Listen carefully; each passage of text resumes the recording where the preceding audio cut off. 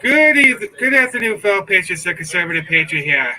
Today I'm going to give you the live coverage of the historic rocket launch from Kennedy Space Center in Florida. So far, the mission is a go. T-minus 8 minutes, and we're gonna bring this in. Hold on, we're gonna bring this in. Let's see here, right here. All right, enjoy, guys. Enjoy. On the first stage, from getting down to the Merlin engines, President we'll open the pre-valves. That'll allow fuel liquid oxygen to flow to the top of the pumps. And more importantly, when we open the valves, that'll allow us to begin chilling the 9 Merlin 1D turbo pumps on the first stage engine. It'll take a few minutes to get them cold enough to where they would then be ready to pass the large amounts of liquid oxygen through the pumps and into the main thrust chambers when we get to engine ignition at T-minus 2 seconds. We don't want to try to run highly chilled liquid oxygen through a warm pump. You would flash that into gas, and running gas through a high-speed pump is not a good thing. So right now, we are waiting for T-minus 7 minutes. That'll start the engine chill. Shortly after that, we will also get the fuel shutdown.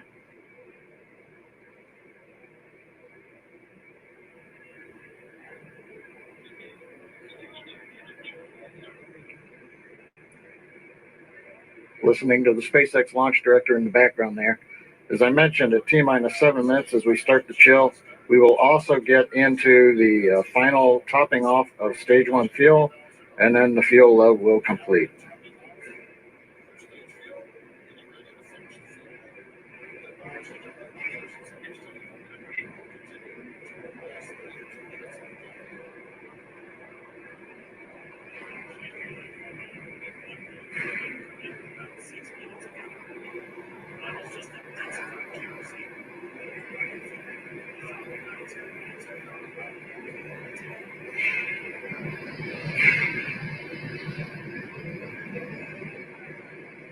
Stage 1 and Stage 2 engine chill has started.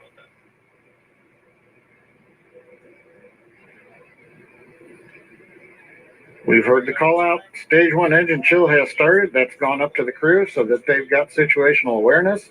As I mentioned, the pre-valves are open. And now we're topping off first stage fuel, getting ready to finish the fuel load. Liquid oxygen load on first and second stage will continue until the last 3 to 2 minutes of the countdown. We should hear that call out RP1 load complete coming up in about 6 minutes. Again, RP1 is just that densified kerosene or that rocket fuel that Falcon 9 is going to be used to power Bob and Doug to orbit today.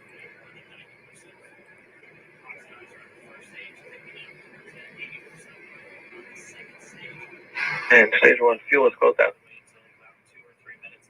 President Trump is here. That's awesome. Right on time. That call out indicates that the fuel loading on the first stage is complete.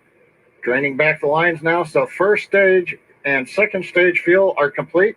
Liquid oxygen loading is continuing on both stages. You can see on the view on the left side of the monitor, the condensation, the cold gas wrapped around the stages as the tank skins are chilled by the densified liquid oxygen, picking up the humidity from the Florida air. This is history, folks.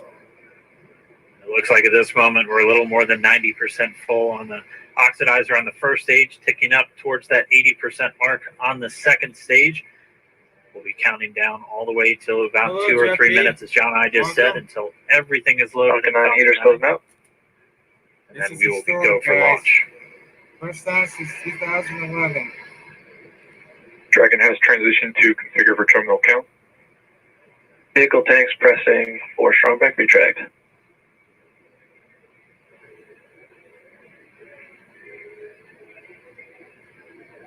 We're pressurizing the Falcon 9 tanks. We're going to open the clamp arm around the second stage and begin to retract the strong back. We'll move back about 2 degrees.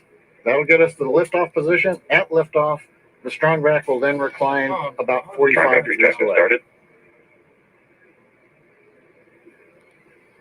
Stage 2, RP1 bleed. Launch director called out the Strongback retract has started. On the left, you'll see it go back just a couple of degrees. Stage 1 RPM lead. Looks like everything's going on the schedule.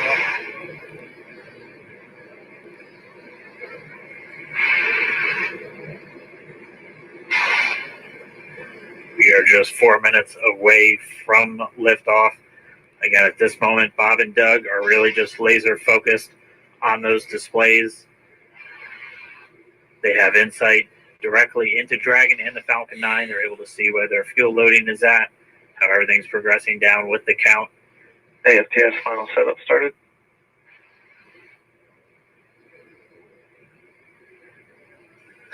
Three and a half minutes from launch. It's historic, folks. And the Strongback is now reclining away from the Falcon 9.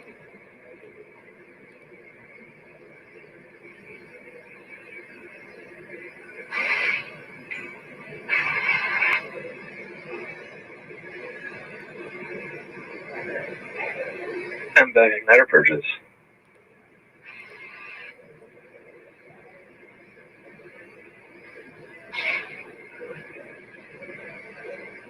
I'll go bleed. Dragon has transitioned to terminal count and is on internal power.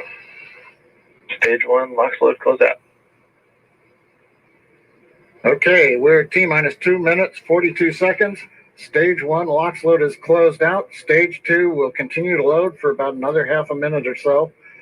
Once we get the completion of Stage 2 LOX loading, we have to vent down the line. So you'll see another large white cloud coming off of the Strongback. That'll be normal. That'll happen Vehicle around is transitioning to internal T-minus power. 1 minute and 40 seconds. We're going on internal power now. Just a few seconds away from the Stage 2 LOX load being complete. It's been almost 9 years since we've been in this position. A lot of work done by thousands of people to get to this point. All our eyes focused on 2 now.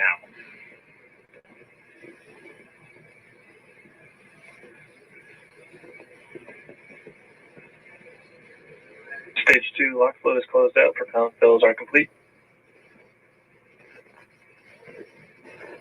Dragon is in auto idle. Stage 2 LOX load complete. All fuel, all oxidizer on Falcon 9. 1 minute, 34 seconds to go till launch. Gotta be with them. Ground gas closeout is starting.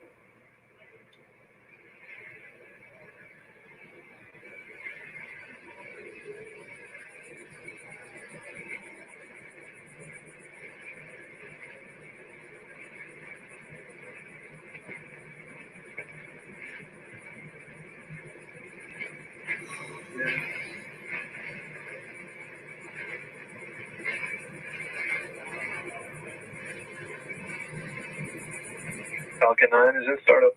Dragon is in countdown. FTS is armed for launch. Under a minute now, the FTS, the Flight Yes. Termination System, has been armed. Dragon, SpaceX, go for launch. SpaceX Dragon, we're go for launch. Let's light this candle. Oh, this is so exciting, man. T-minus 30 seconds.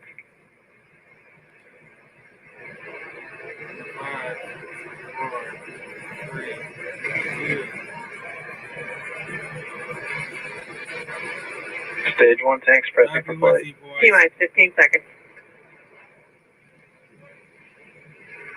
10, 9, 8, 7, 6, 5, 4, 3, 2, 1, 0. Ignition.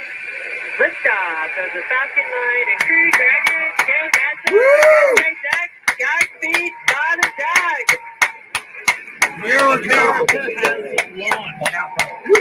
So rises a new era of American spaceflight and with it the ambitions of a new generation continuing the dream. 20 seconds into flight, Stage 1 propulsion is nominal.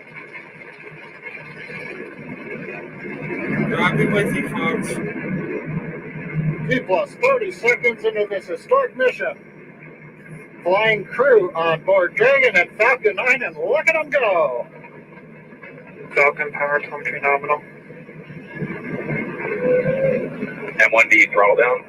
We're throttling down to get ready for the period of maximum dynamic pressure. We're in the throttle bucket. Reports say all systems are go. So far, so good. Vehicle is supersonic. We've exceeded Mach 1 on the Falcon 9.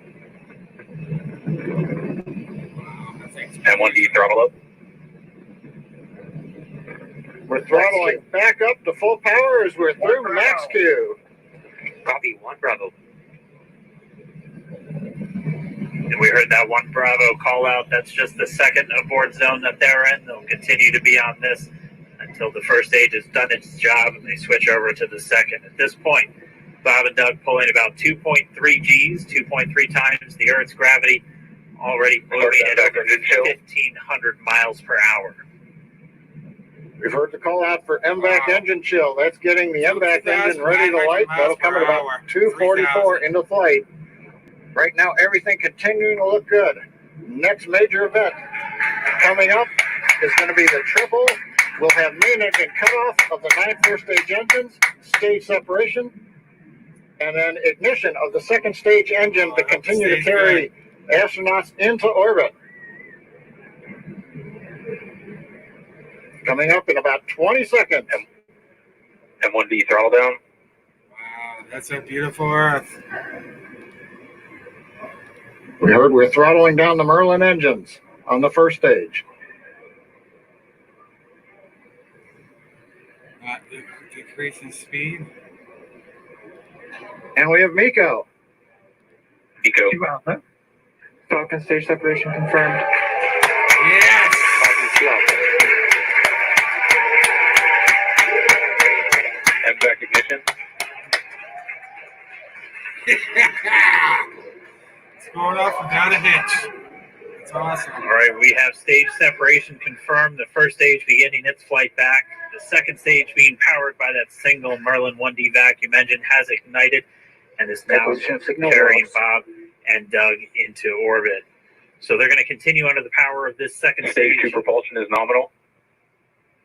which will cut off at SECO, or second engine cut off at about 8 minutes and 44 seconds into today's flight. So a little over 5 minutes to go still on this second stage. You heard the call out to Alpha, so they're now in the longest abort zone that carries them all the way from about North Carolina up the eastern seaboard, almost to Canada. Things looking good, though, getting good call outs, nominal propulsion on that second stage. Bob and Doug continuing to make their way into orbit.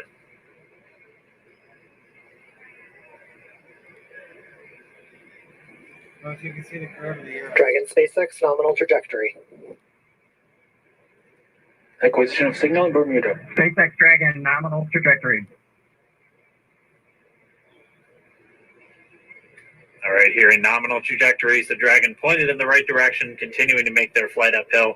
Heard acquisition of signal Bermuda. That's one of the other ground stations that they're using to get telemetry and data back from this spacecraft. Stage 2 propulsion is still nominal.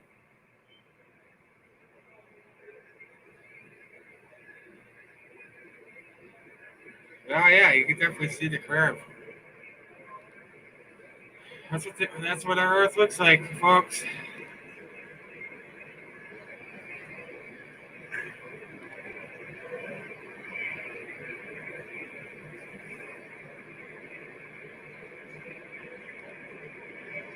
A little over 4 minutes, 40 seconds into the flight. Bob and Doug flying at more than 5,600 miles Dragon per hour. SpaceX nominal trajectory. Already almost 200 miles downrange from the Kennedy Space Center. Nominal trajectory continuing.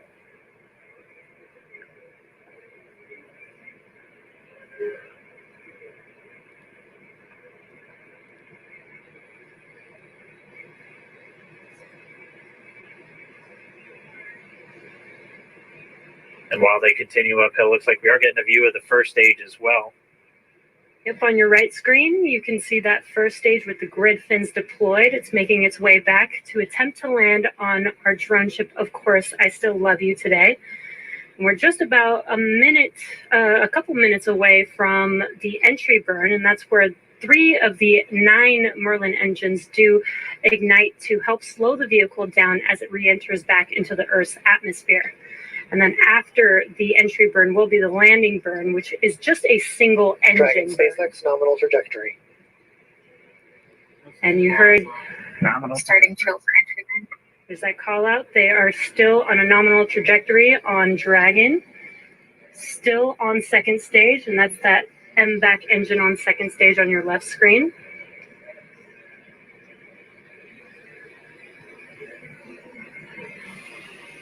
Again, on your right screen is that first stage booster coming back towards our drone ship. Of course, I still love you. We're about a minute away from entry burn. 13 miles an hour. Wow. Meanwhile, that second stage continuing to power Dragon into orbit. Again, if you're keeping an eye on that timer, that's going to continue to burn until 8 minutes and 44 seconds into flight.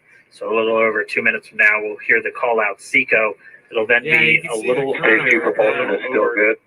a little over 3 minutes until Dragon physically separates from the second stage of the Falcon 9 after the upper Dragon stage gets a SpaceX chance. nominal trajectory. Well, thanks for tuning in for a little bit, Michelle.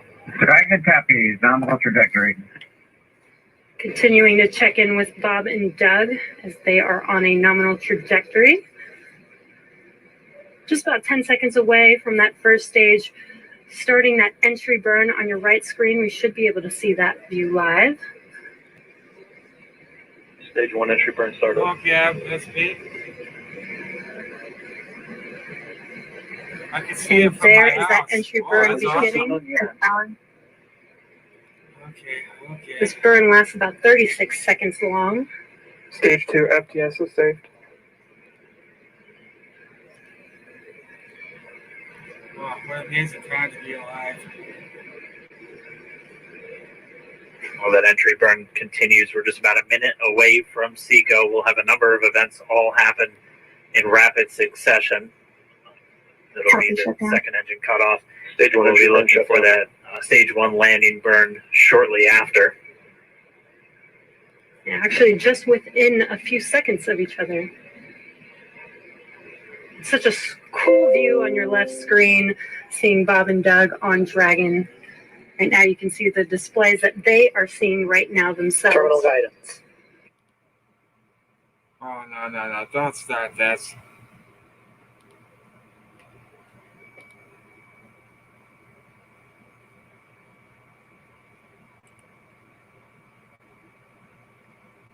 I might have to refresh. Hold on. Oh. Hold on.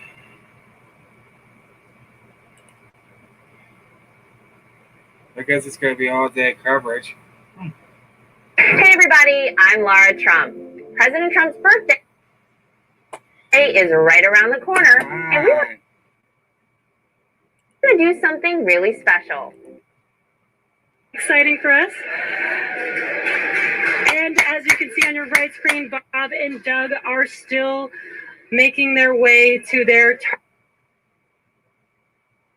Come on. Don't start this.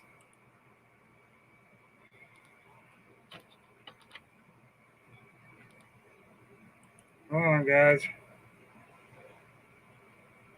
Again, that call out good orbital insertion, so that means Falcon 9 and Dragon right now exactly where they're supposed to be. And we need an FRC on recovery 1. And it's right at about 12 minutes This is FRC. when Dragon will separate. Looks like we saw a 0G indicator floating around there. I know Bob and Doug owe us a little bit about what exactly that. I hate this internet. I couldn't see here. Too many clouds. I live in. Oh, wow. Give it a minute. We maneuver using cold gas thrusters built into the rocket body itself. Exactly. So we do expect that separation to occur in about a minute from now, but they do. Come on, dude.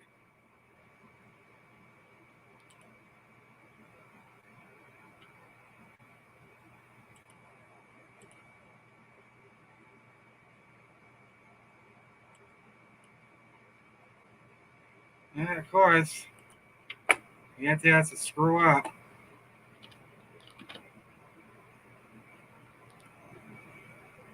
Wait a minute. Hold on.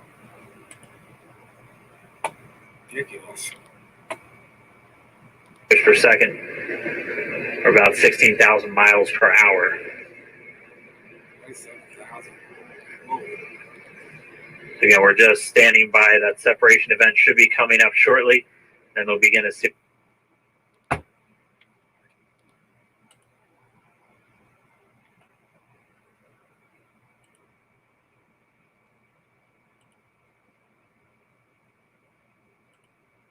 Oh my guys. What a peak. Stupid thing. Give it a minute. Hey everybody, I'm Laura Trump. President Trump's birthday is right around the corner, and we want to do something really special. Man.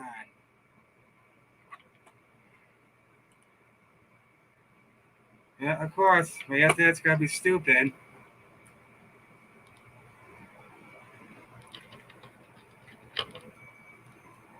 I gotta get a stronger hard drive. Engineer on Dragon to ground.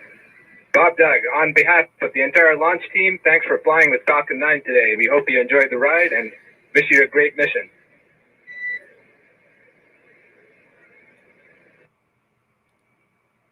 Oh my god, dude.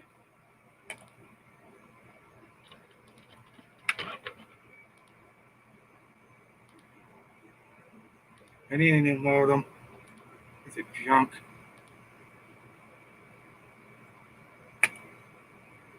Oh, and like, proud of you guys and the rest of the team.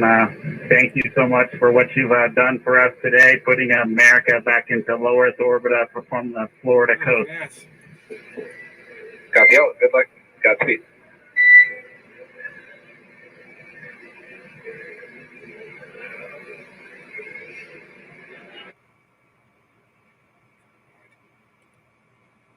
Hold on. All right, so Bob and Doug are in And Dragon space. Fleet 6, we confirm nominal Eclipse activation and service section Draco checkouts. Nose cone deploys in progress. Copy all. We're monitoring. The Corps here in Hawthorne giving the crew a heads up that we have confirmation the nose cone is deploying. So again, that nose cone is going to open up a little bit more than 90 degrees, goes up to about, I think, 105 degrees, and that's going to expose the actual docking ring and the hatch that they're going to be going through once they attach to the International Space Station, and also 4 of those Draco thrusters, we call them the forward bulkhead thrusters, they're going to be used for these major phase burns or firings of those thrusters to actually raise their orbit gradually over the coming hours. Also heard good activation of the ECLSS, that's the Environmental Control and Life Support System. That's everything controlling their atmosphere, just keeping Dragon a nice, safe, habitable environment where they're going to be living for the next 19 hours until they arrive at the space station. Right, exactly. And Falcon 9's job may be done for today, but the mission is not over.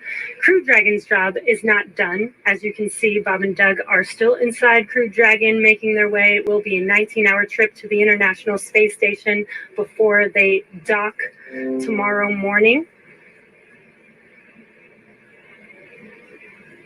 And such cool views. I love that we can get these live views here and see and watch what they're doing now that they are in orbit.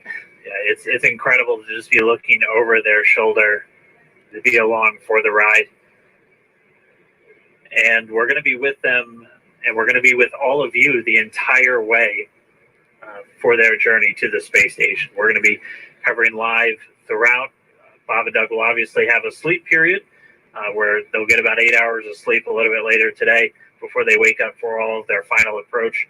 One of the major things we are looking forward to in the next couple of hours is going to be their first turn at the controls. So they're actually going to be using those touchscreen displays to take control and manually pilot Dragon.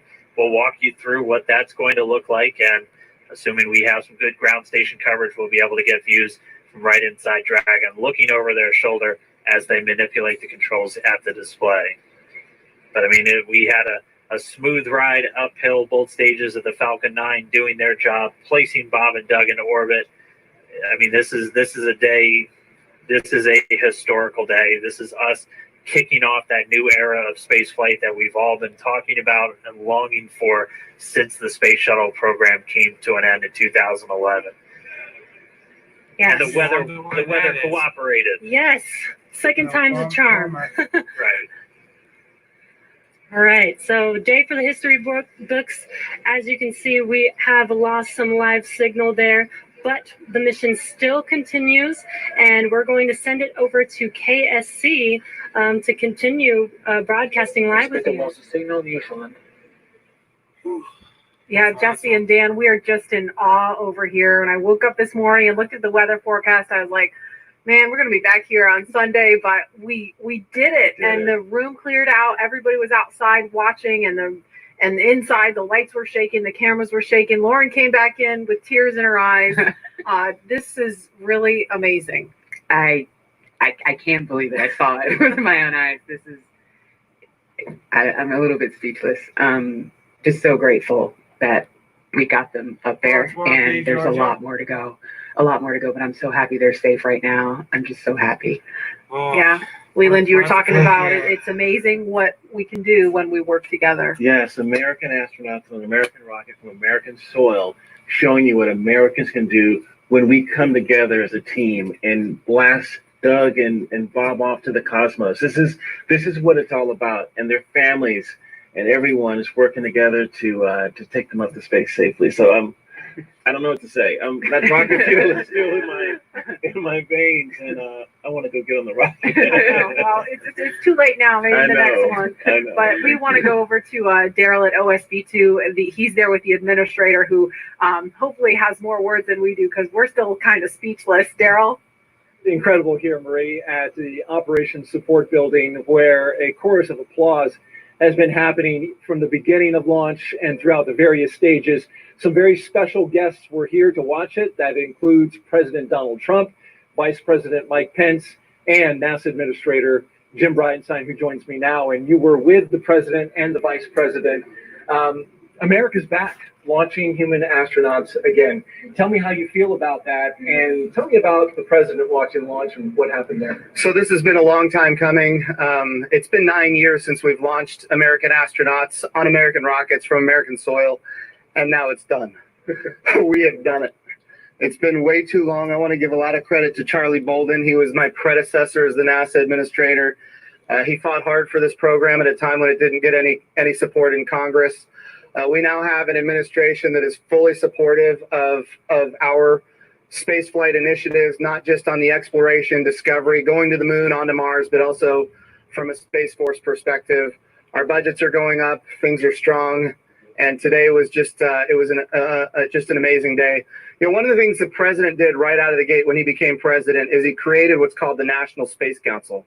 And he put the vice president as chairman of the National Space Council. And on that National Space Council, you've got the Secretary of Defense and the Secretary of State and the Secretary of Commerce, the Secretary of Transportation, the Secretary of Education, the chairman of the Joint Chiefs, all of these different amazing individuals that deal with space day in and day out. A lot of people don't realize how many parts of the federal government deal with space. And the vice president invited those members of the National Space Council here as well. So we just had, and then we have. All right, folks. So President Trump is going to be delivering a speech at 2 p.m. Pacific. That's 5 p.m. Eastern. We're streaming it live, and the live stream is already on the channel. So make sure you go and check out the live stream, set the reminder and all that good stuff. I'll show you guys where it is. So if you go to the channel, Golden State Times, this is the live stream you're watching now. Just scroll down, upcoming live streams, click on it. Once you get there, set the reminder. Once it says the reminder is on, then you should get notified for this speech. Once again, President Trump is going to deliver a speech at the Kennedy Space Center after watching the successful launch of the SpaceX NASA rocket. So make sure you guys join us later on today. We're going to start that live stream very soon. So make sure you guys head over there, set the reminder, give it a thumbs up, and share it on social media. We'll be back online in just a few minutes to get the other live stream ready to go. If you want to get notified by us instead of YouTube for that live stream, all you have to do is send us a text message with the word Trump Live to the number 555-888. Once again, send the word Trump Live to the number 555-888, and we will notify you for that live stream instead of YouTube. So make sure you guys sign up. If you guys have done it in the past, you don't have to do it again. If you already send Trump Live to the number 555-888 in the past, you do not have to do it again. All right, folks, thank you so much for watching, and we will see you very soon at President Trump's speech from the Kennedy Space Center. We'll cover that when it comes at 5 o'clock.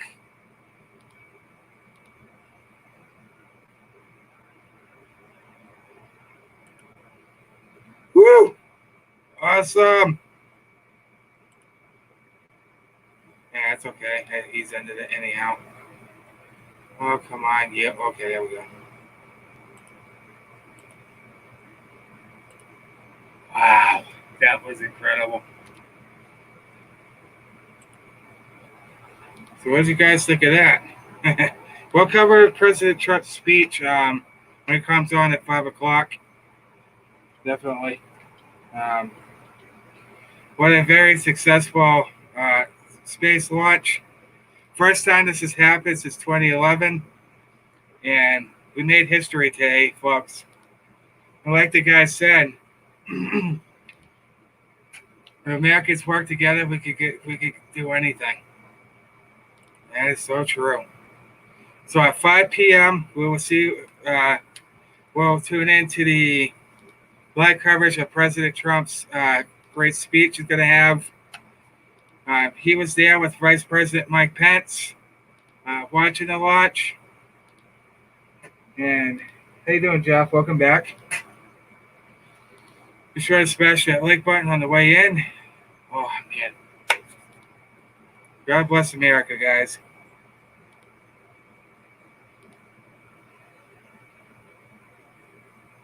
I didn't think I was going to make it at that because my computer's being a butthead, but it all worked out. Except for I had to re-jump back in a few times, but hey, it is what it is. But we did great. So at 5 o'clock, President Trump's going to get a speech. I'm so tired of these stupid pop-ups. It's driving me crazy.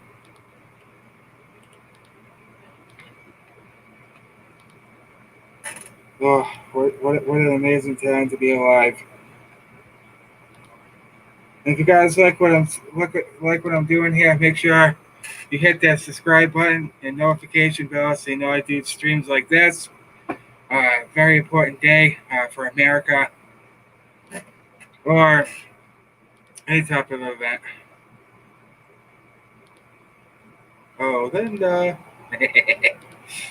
So at 5 p.m., President Trump will be coming on to give a speech. We'll cover that. That's coming up at 5 o'clock. So it's about an hour from now. It's going on 4 now, so be close to it anyway.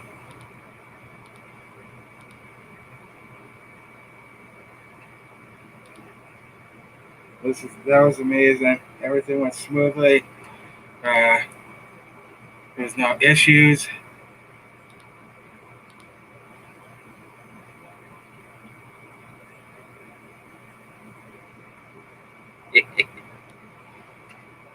We could get to know each other, guys. Absolutely. And as you can see, we got a lot of violence going around this great nation right now. How you doing, bro? Welcome. Don't worry, guys. If you missed the launch, you can always come back to the replay and watch it. It was perfect. It could have went off any better than it just did.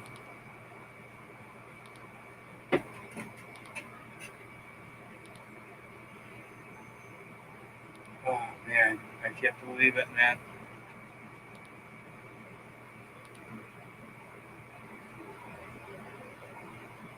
Yep, definitely talk with each other. Okay, I don't want to watch Pets the next shift. Okay? It's not where we're here. I'm watching my laptop too. Yeah.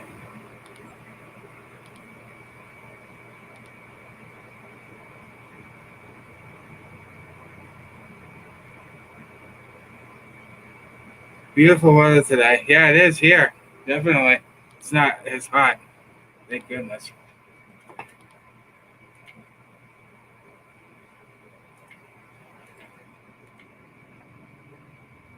And like I said, there's a lot of violence going on in this country. But you want to know why it's going on? Because they were paid for it by George Soros. That's why. And there's actually a protest going on. I'm not really sure if it's still going on, but there's Antifa along with us Trump supporters, because we just want to open back up here.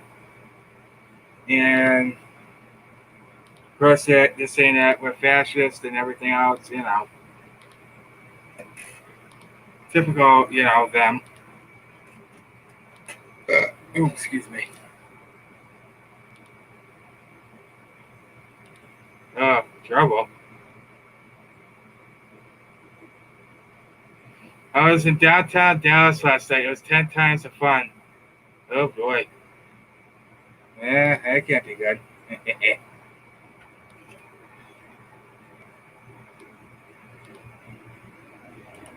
So, let's see here. Oh, fish paste. Alright, that one's done.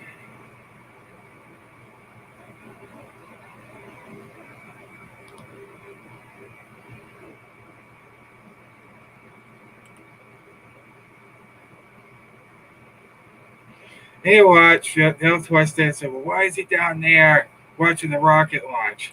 You watch. Guarantee it. Guarantee that's exactly what's going to happen.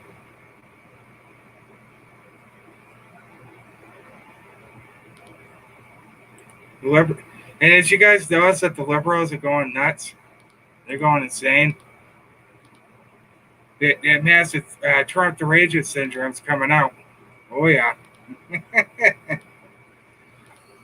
And if you guys still subscribe to the channel, double check to make sure you still subscribe to the channel. Hit that notification bell, because you know that YouTube likes to screw with us. So, oh dear, I'm gonna have to close that down. I'm just watching from my laptop.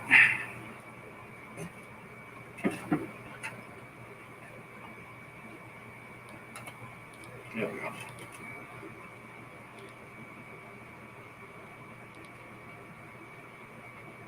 Well, that's a good thing.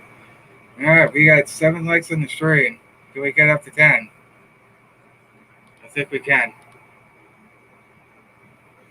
This here, FN scars struck me, on the roof of friend's business. Never so many across hairs in my very long time. Wow. I'm a Korean dopey. Oh, jeez.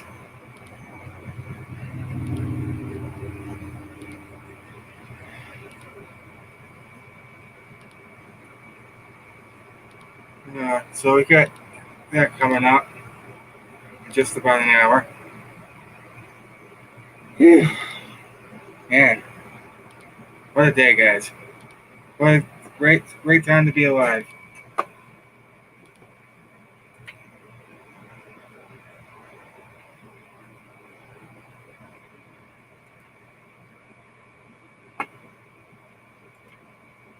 And my question is, what the heck are they protesting? The guy that killed George is going to be seeking charges. He's already going to be going to jail. But this is another attempt by George Soros to cause more mass chaos.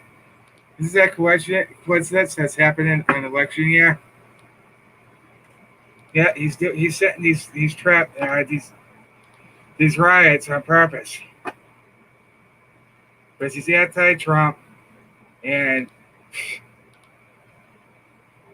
he's got major TTS.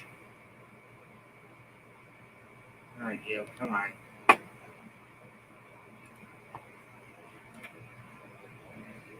Oh, you, thank you.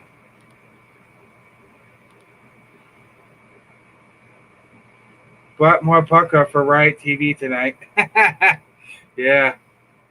The mess at the White House caused me to look at Fox late last night. Yeah, that's scary stuff.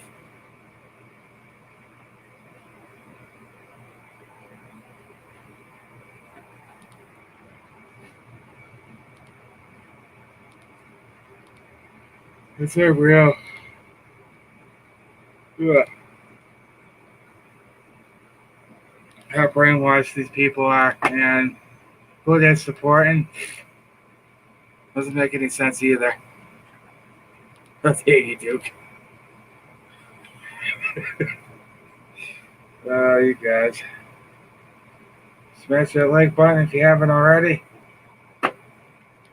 Just don't break it.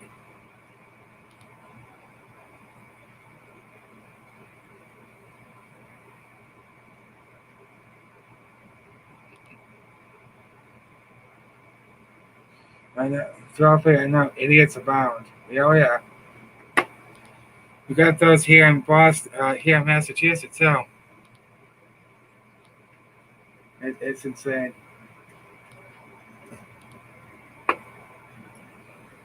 Church popped anyone? I think that's what I said to you at CC.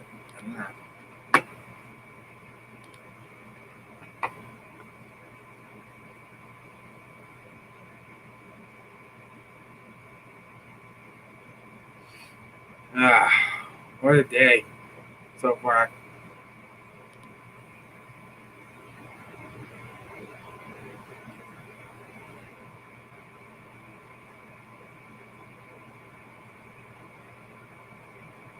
Come on, you. Thank you.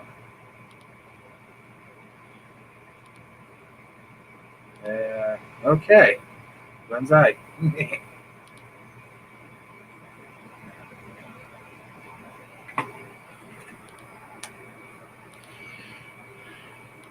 I'm a recovering asshole, I know. Oh, jeez.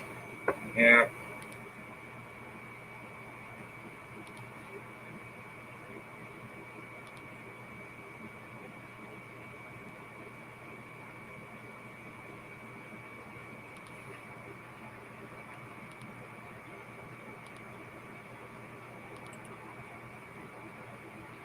"16 minutes, he'll be doing maybe."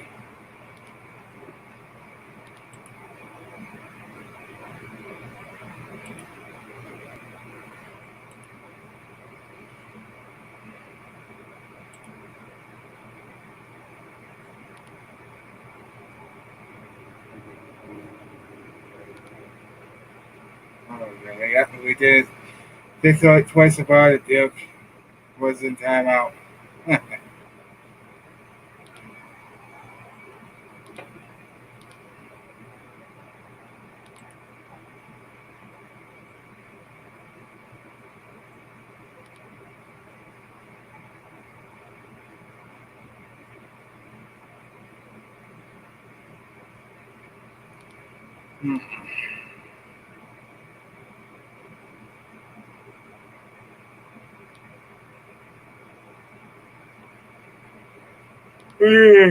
Excuse me.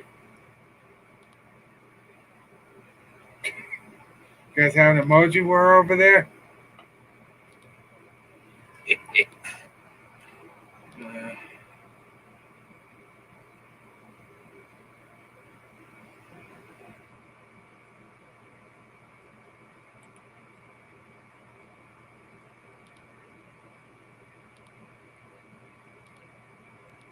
I won't be happy.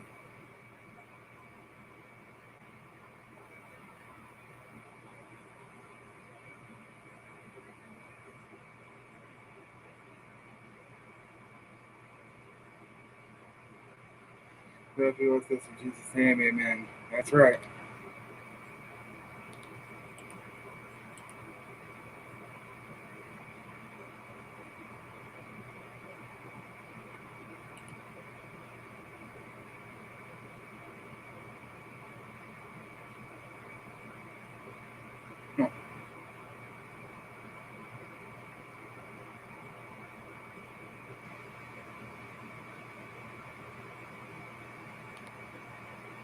It's crazy. Good to see you. Conservative has a good place. I hope everything's going okay. Yeah. Fix. Oh, boy.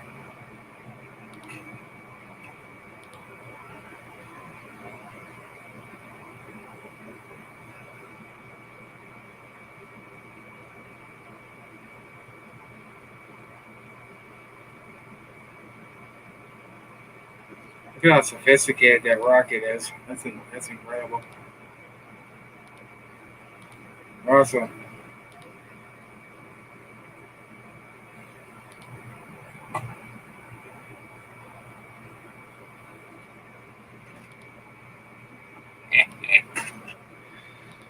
Oh, just looking at all the chaos going on in America right now. Yeah, that was really cool watching that launch. Yes, it was.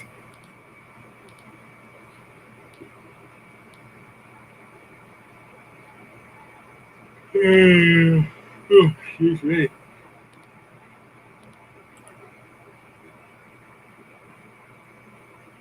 Oh, it's getting close.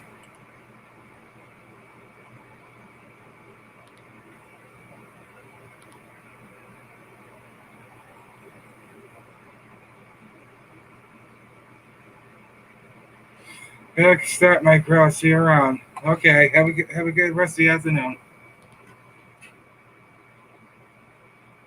Gravy.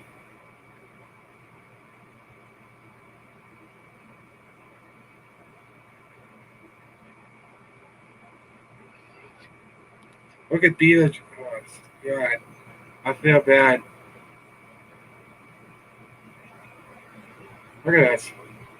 Chaos all over the country right now. It's insane.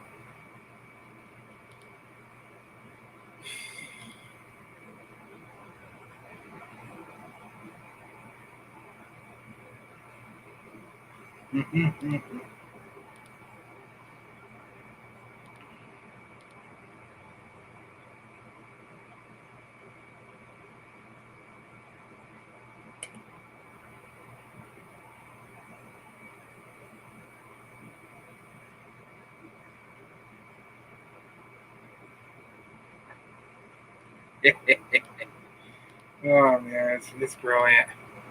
So we're gonna have President Trump come on at 5 o'clock. That's actually not too far from now.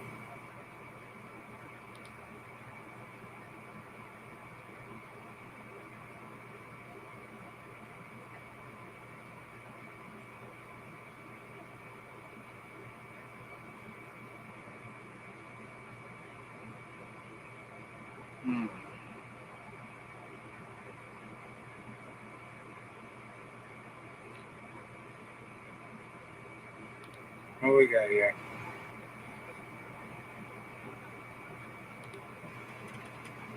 You guys.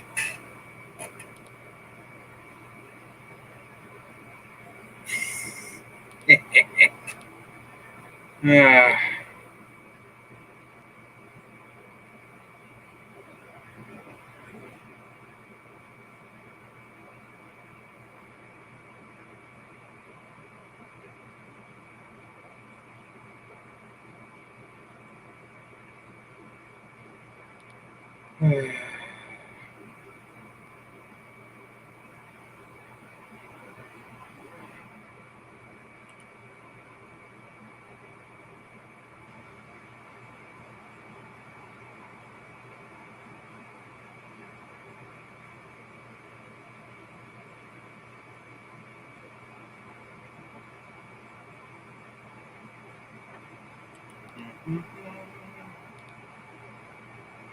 Yeah, it's a pleasure. I relax and get goofy in here.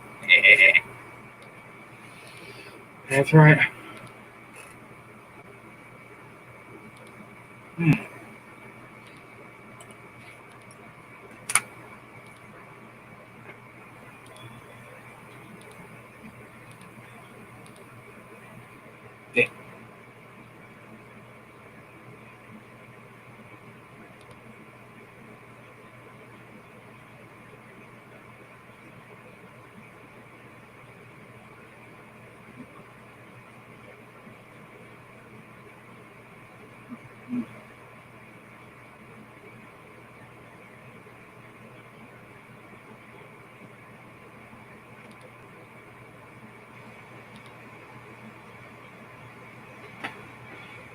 Me too. Awesome.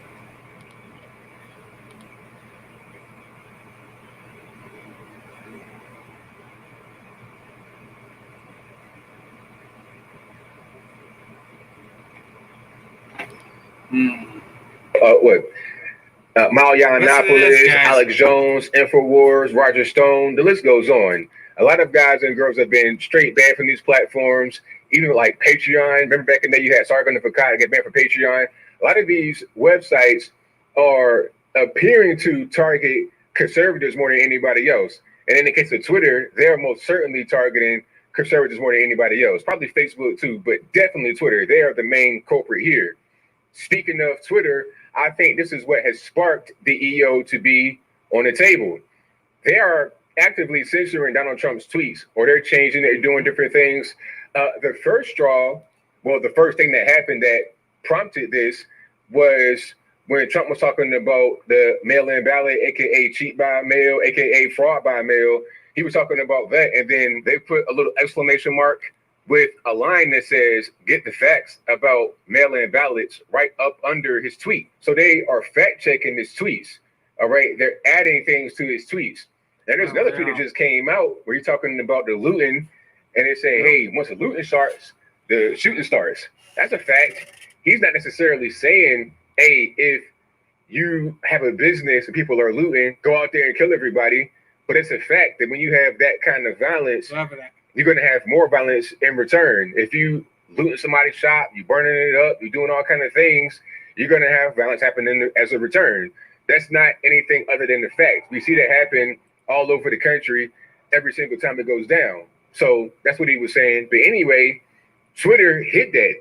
And then you got to actually like click through it and see it. So they're actively like poking the bear. And that's probably why this EO has come about, although there's been a history of conservatives being targeted on social media platforms like Twitter. Now, let's get into the EO.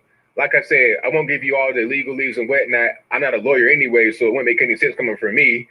But the essence of it is they're trying to remove Twitter's protection as a platform versus a publisher. This is going to be the main thing you hear about a lot. Now, I'll try to explain that the best I can. In 1996 or 7, there was a big push to curtail internet pornography from the federal government. As a result of that, you had the Communications Decency Act. The act really sought out to restrict online free speech, because free speech could mean, pornography and stuff like that. That was included in it, but obviously you have a big dragnet that may encompass all of the internet beyond just pornography.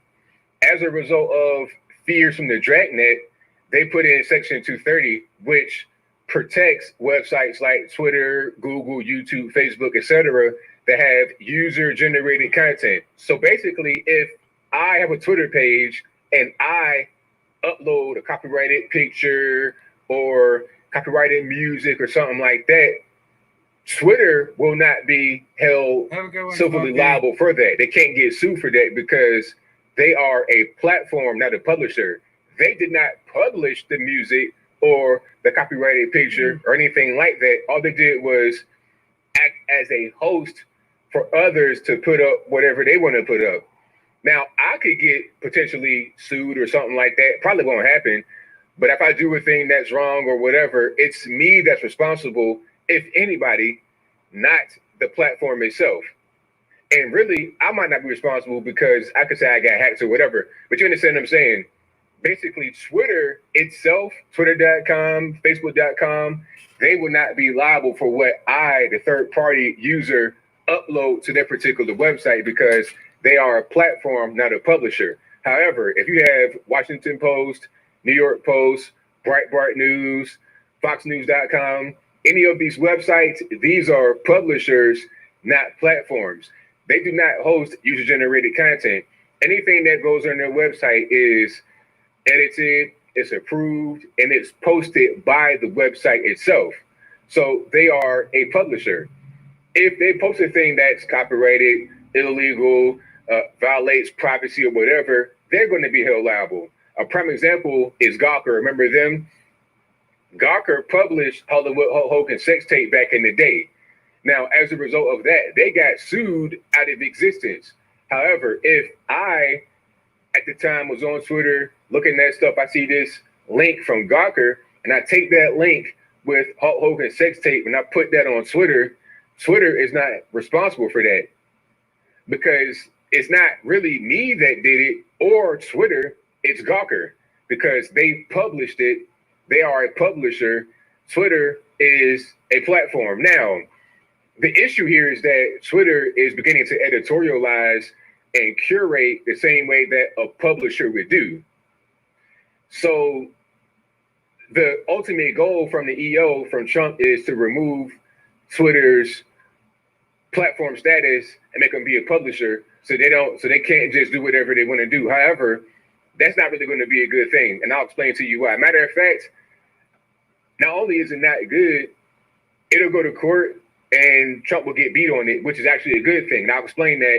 I'll explain all of that right here.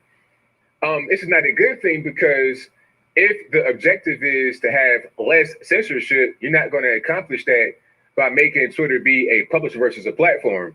If you make them be a publisher, they're going to have more censorship. They're going to have less users because they got to be able to control everybody. You got to have everybody be verified. You got to have every user that's on a platform, period, be verified to be able to post content, and everything they post up there has to be published. They go from being an online bulletin board to a magazine. And that really would kind of defeat the purpose of Twitter.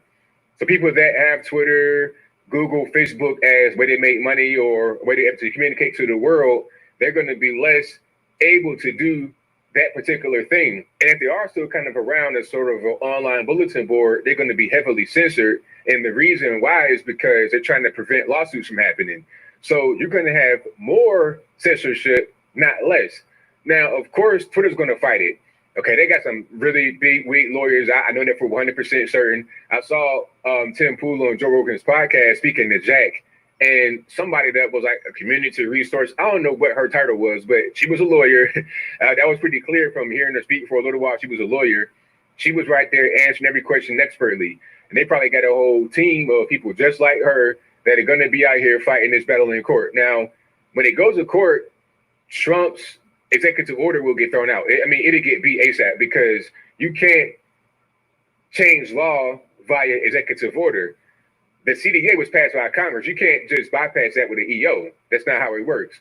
So he'll get beat. However, if the reason why he gets beat is not just the fact that he can't change law with the executive order and they want to put in a thing about free speech, then that's going to affect other companies in a positive way. If the argument is Twitter has free speech, they could do whatever they want, they're a private company, then so can the Christian cake baker. Remember that whole kerfuffle? Oh, you bigot, you Christian, bake my gay wedding cake, and if you don't, I'm going to see you out of existence. That litigiousness, as far as relates to that, it goes out the window because now I have precedent. Okay, I'm a private company. I can do whatever I want. I can not do this. I can do that. I can pick and choose. You can't force me to take your business, take your monies. I'm going to do what I want. And that's pretty much how that goes. So it might be a good thing if he actually loses in court. I think the solution to this online censorship, which we know is happening. I mean, we know conservatives are being targeted. The only real solution is to go to a better place. That's it. I mean, really, that's really all you can do. People talking about other sites that exist like Gab and Parler. Nothing against Gab and Parler, but I don't want to go over there because it's kind of seen as like a wasteland, kind of a castaway place, or you couldn't make it on Twitter, or you cannot, get things going on Twitter. You got censored, you got removed or booted out of Twitter. So now you got to come over here to Gab and Parler. You're not able to grow like that because these websites have a lot of the same kind of people that are like-minded, that don't like Twitter, that don't like the censorship. So you guys are all kind of in one echo chamber. You can't grow like that. So, I mean, you want to be able to have open Discord with everybody from all sides. The only thing that could really change Twitter, Facebook, etc., is viable competition. A thing that kind of grows organically, that is not kind of pressed upon you because you feel like an outcast. It's the same kind of way Facebook grew, MySpace, the same way Twitter grew. Twitter grew because there was a particular need for that style of a website, and they filled that need. Same thing with TikTok, a Chinese company. That's a different story. I digress. Anyway, TikTok is like, for kids dancing and stuff like that. That's how they grew. It wasn't like, oh, I can't go to YouTube and I can't go over here and do this. I want to go over here because it's cool and I like it. It has to grow like that. If it does not grow like that, then there's no actual growth that can actually happen in a real way that would benefit you as a person. If you're trying to make money on this, if you're trying to spread a message, you can't really spread a message and get it out to the masses if you're kind of in an enclave of people that had kind of been, jaded by a different website. But I think I'll leave that right there for now. And what say you? Do you think that I'm correct in my assertion about Trump's executive order to curtail online censorship? If that's your viewpoint, let me know why in the comments below. Or am I incorrect about my assertion? If that's your viewpoint, let me know why in the comments below. I agree with the spirit of the executive order. I agree with it 100%. I'm all with it, 1,000. But I think legally, there'll be some challenges. You have the act already, Section 230, that's already in law. If you can change the law and make it make sense to where these companies still exist, because I don't want to kill Twitter. I just want more fairness. How can we really legislate fairness without infringing upon their rights to free speech as a private company? Because, what happens if you have a liberal Democrat in office and they think my business is wrong for saying what I say or not allowing people to come on? And it's just like if I have my website, my YouTube page, and there's a troll that's constantly posting stuff and I block them. Can I be sued for blocking that troll?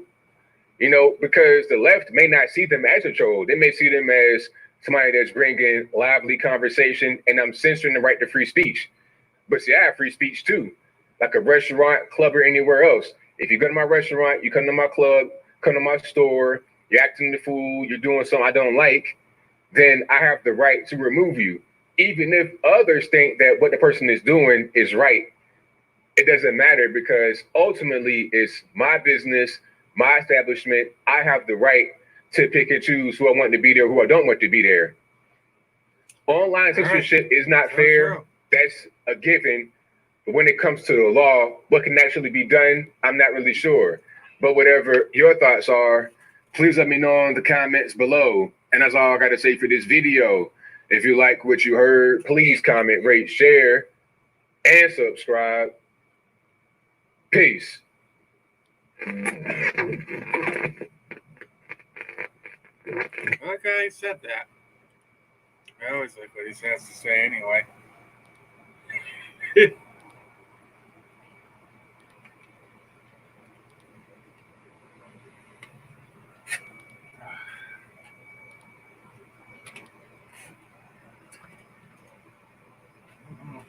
Not a drop of water anymore. That's good. Well, I guess I know what to do for next year.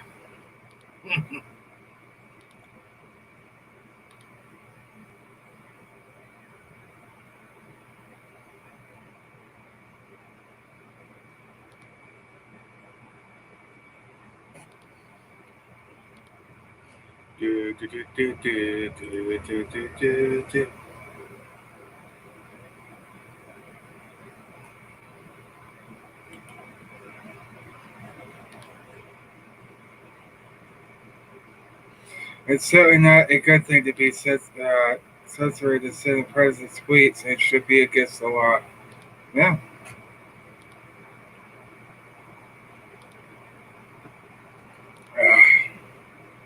It's like a good glass of OJ.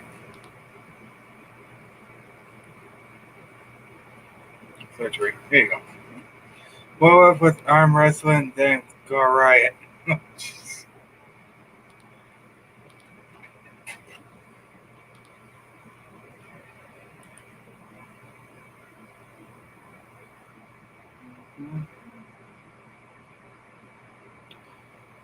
Show me the way to go home.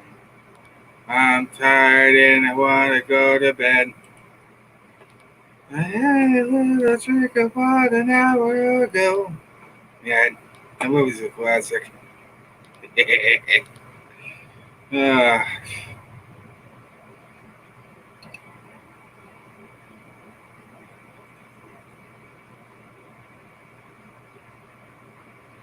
and the path to my head. Don't ask.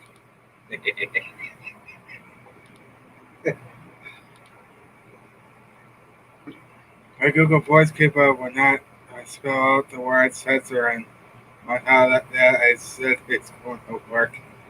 Yeah.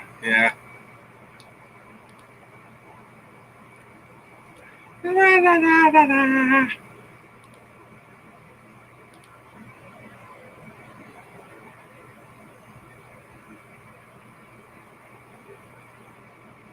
What we got here?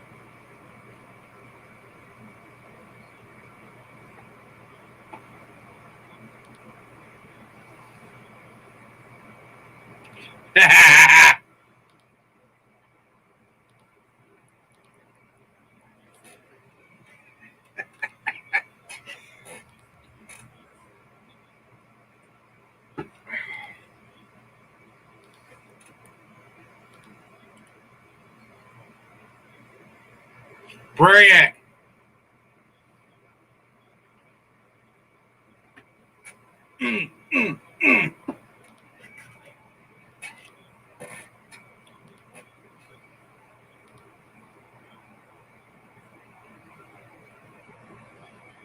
Oh well.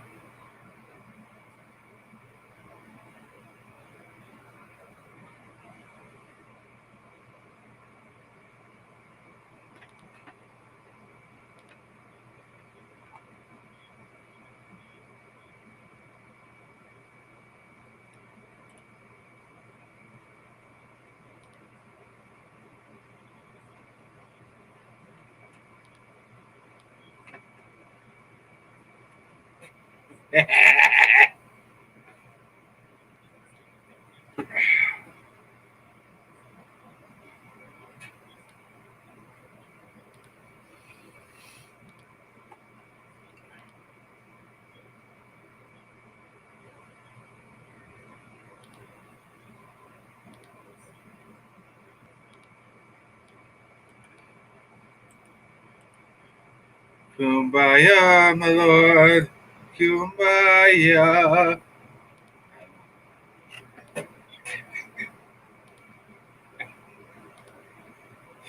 Oh man, I cracked myself up.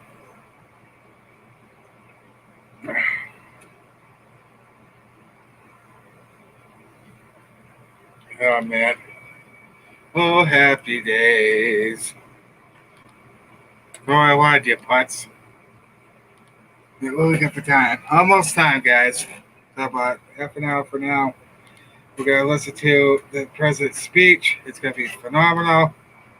And, excuse me. Oh, excuse me. I love a pee, huh?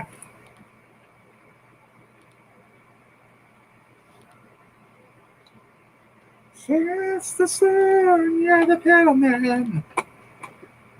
Sing us the song tonight. Okay, I got to stop. I get copyrighted.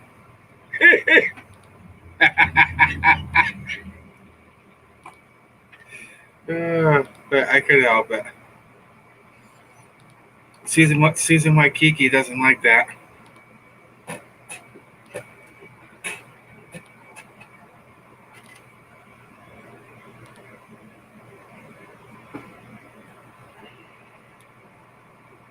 Yeah, he was going to on Wednesday, but they had to push. But if I can talk here, he was gonna do it on Wednesday, but they had to scrub it because of the crap weather. But that was went off without a hitch, and now they're up in space, and yeah, buddy, good kid. What's 2 quarts for? Oh, God. Oh, jeez.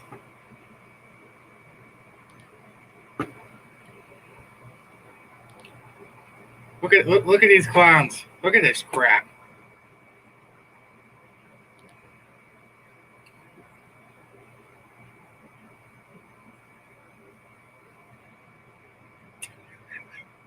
Look at that.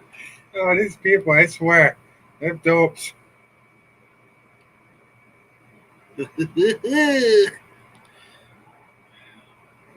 Yeah, of course, this idiot Democrat governor from Chicago blames Trump for his tweets. And I think you need to shut your mouth there, Beetlejuice from Chicago. Shut up. You sound like an idiot.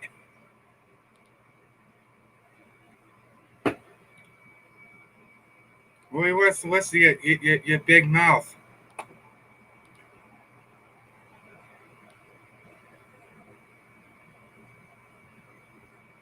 Yeah, okay. Why in CNN? What putz. The truth about collagen supplements. I don't even know what the hell that is. I read it not. Oh, happy days. Happy days.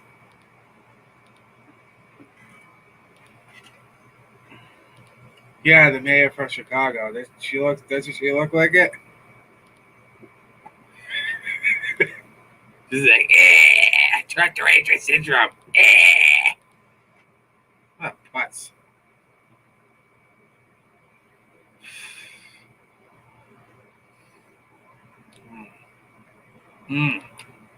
Ah. Whoa. It's cracked my jaw. Dirty.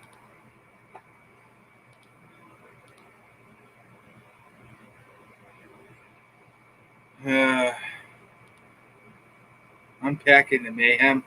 Oh, got it. Oh, he has another channel. What the crap, Gary? Hold on us? Eh? All right. Every Friday night at 8 p.m. Fish paste 10 minutes thick. Crap. Yeah.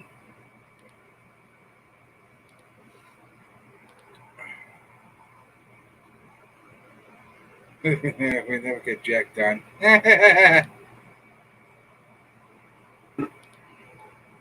Yeah.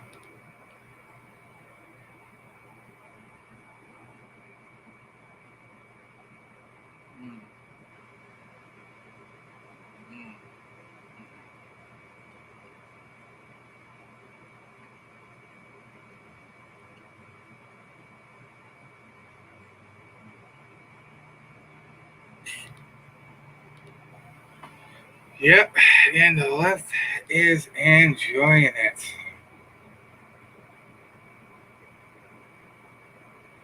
Oh, Lex, let's get up to 20, guys.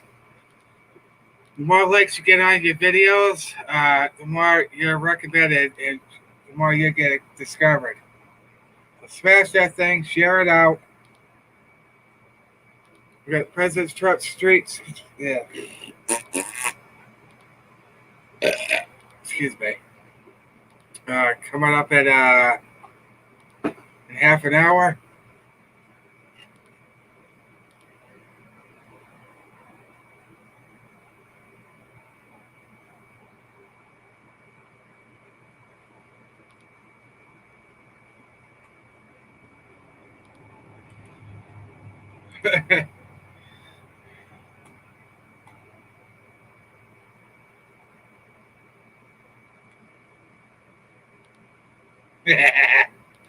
Oh, you putz. Oh, okay. Here we go. Hold on. Oh, you poop.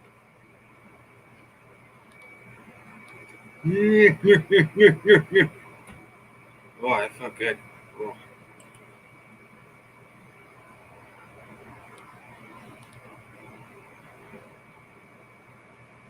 All right, Dookie, no turkey. Oh. Yeah, it's definitely game over for China, guys. It looks like. All right, here we go.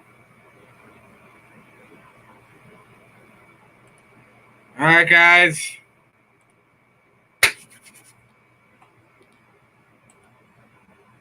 Here we go.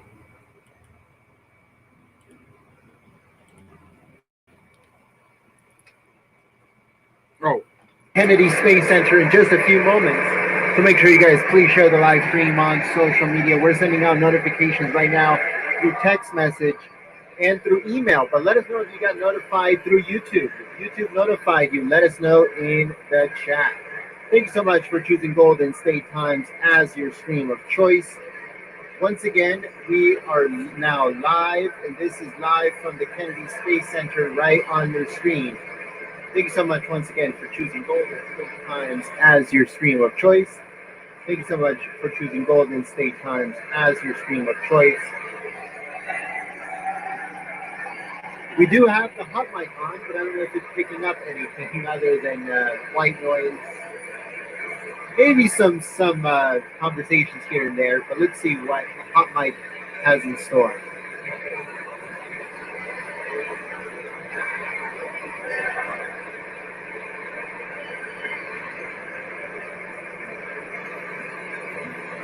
Oh, yeah.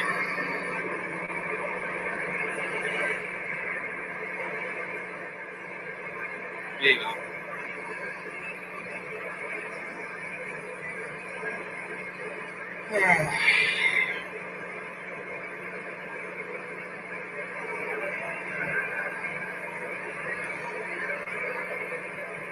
FC and Cook. Jeez.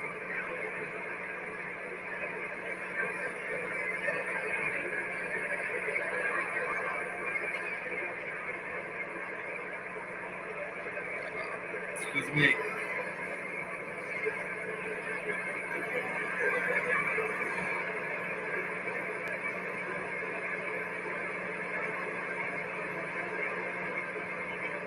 It is pretty hot in there, I guess.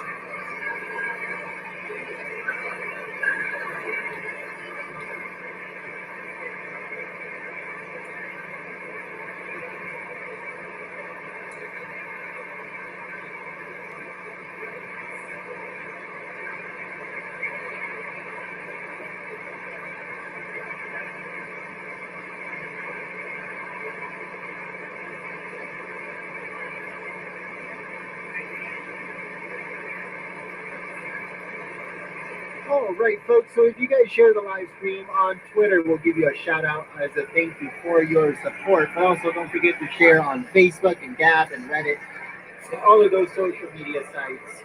This is live footage from the Kennedy Space Center where President Trump is going to be delivering I'm still here, his Duke. speech in just a few moments. Thanks so much once again for choosing Golden State Times as your stream of choice. This is live footage from the Kennedy Space Center. We'll be back on the microphone to give shout outs in just a few moments. Also, if you follow us on Twitter at Gold State Times, we'll also give you a shout out as a thank you for your support.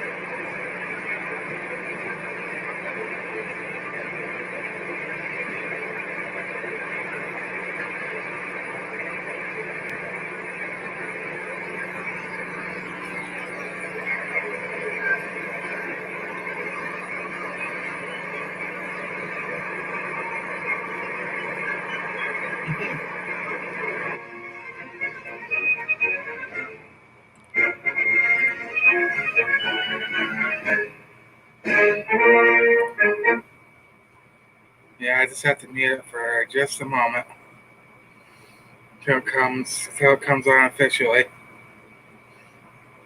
What a successful day. Oh, full of it.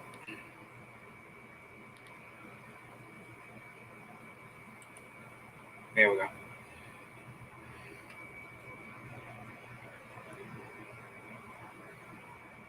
Yeah. Excuse me. Yes, I know there's no sound. I just don't want to get struck. That's what you hear in the background is my air conditioner. Damn. Dang.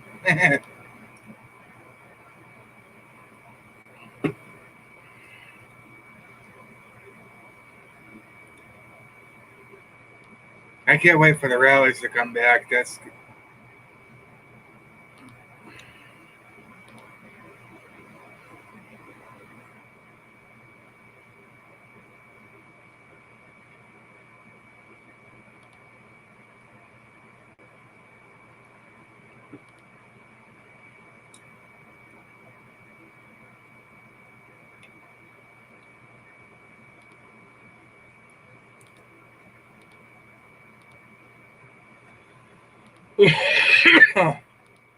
I'm the wrong pipe.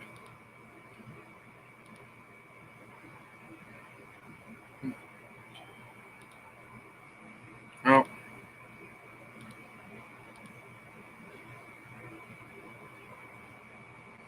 Almost time, guys. I think he's supposed to speak at excuse me, join the fun, grasshopper. How about that?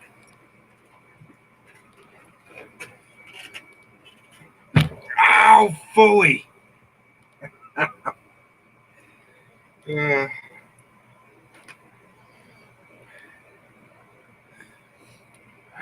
Daniel-san, you went behind here.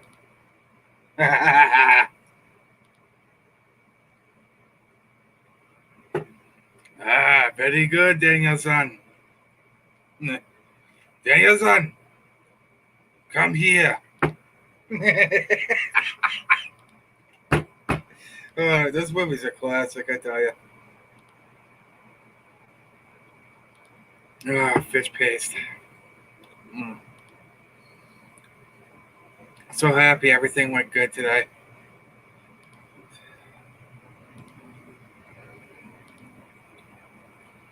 What were you playing? Depends on what you were playing, but if you're just playing your own material, they should have done crap. Snatch his pebble from a hand. Just dead.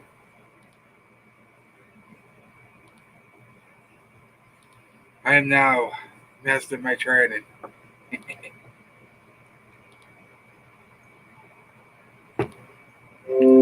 All right, will you stop it with this thing?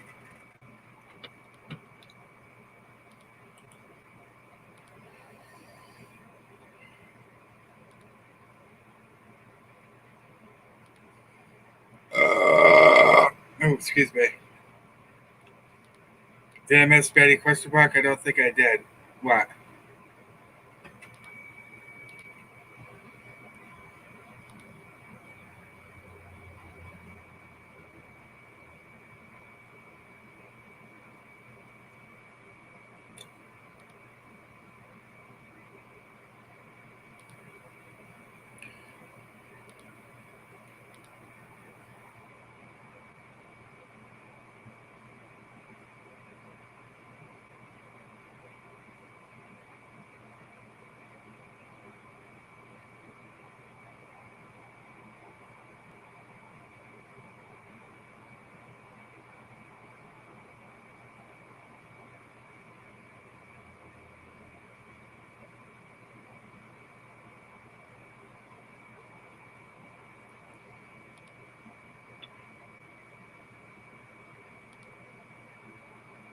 Uh-huh. Just wait for him to come on, then we'll put the sound back on. Then shut up.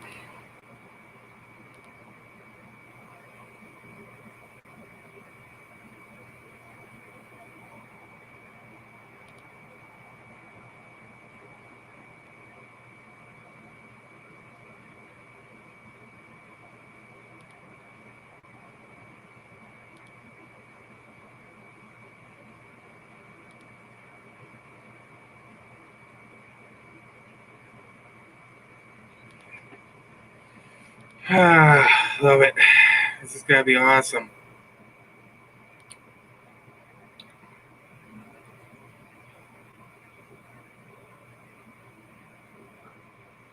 Did you see my video for a killer whale? I know how to play and set him a guitar so I could teach him to play. There you go. Poltergeist.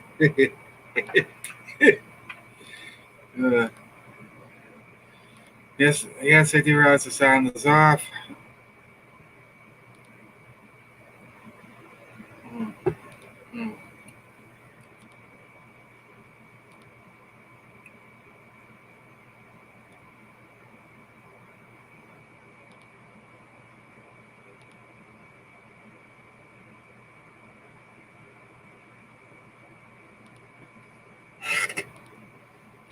Oh, welcome back.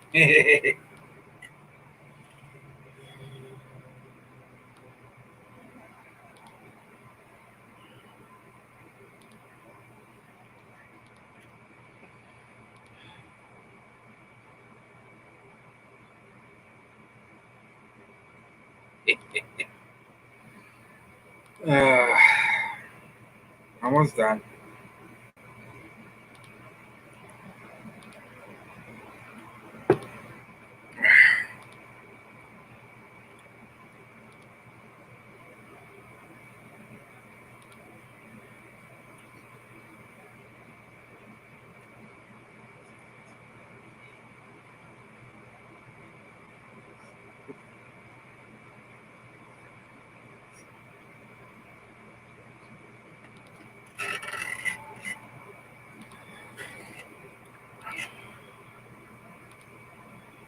Ba ba ba ba ba ba ba ba ba ba.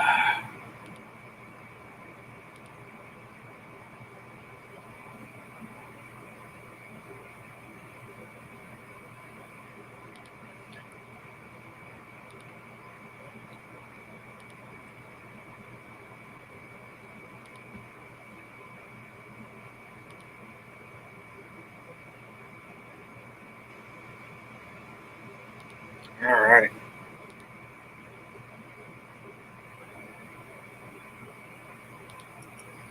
Yeah, he's probably gonna be speaking at 5. He did say 5 o'clock, so.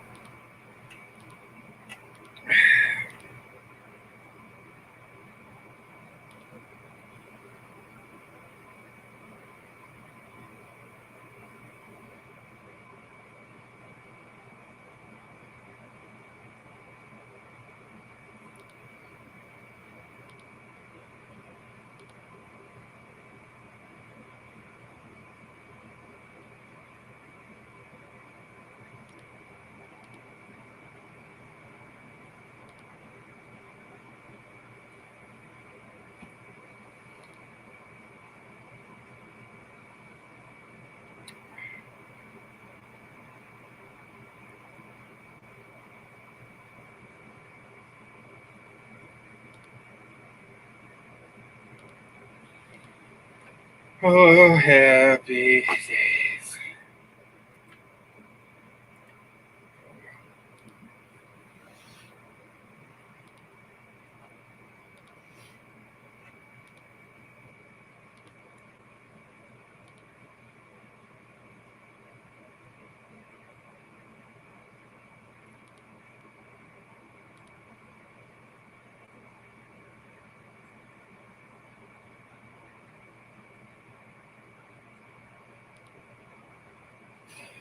Anytime now.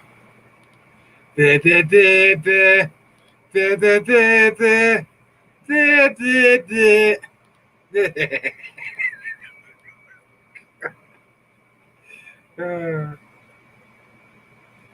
Everybody's gotta watch this replay. Like, what's he on?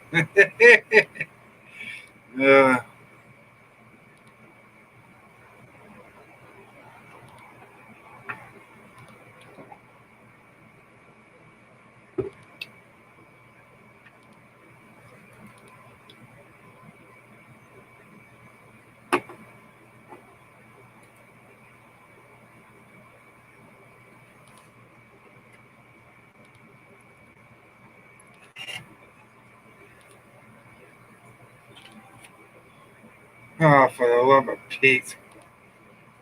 Oh, oh, oh. Oh.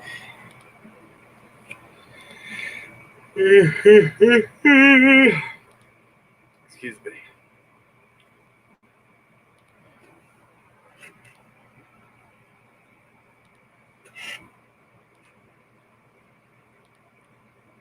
Oh, look at that. He has a nice stage for him. Cool.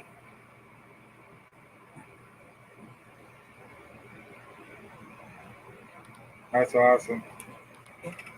Oh, happy days. Oh, happy day. I don't know. Into that. Excuse me.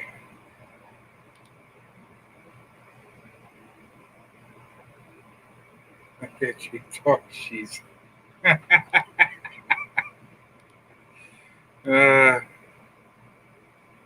Too funny.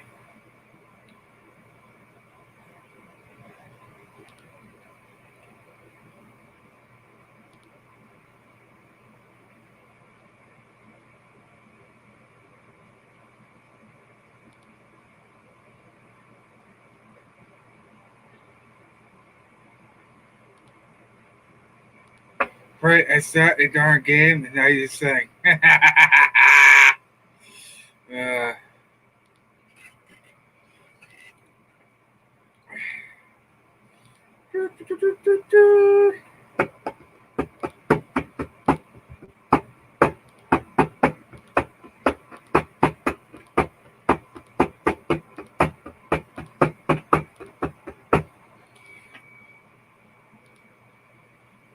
You Jago, I played second space, I got my guitar. Yeah.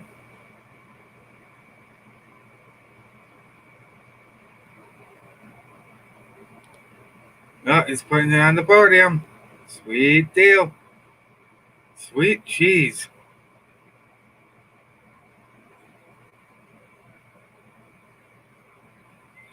This has got to be historic.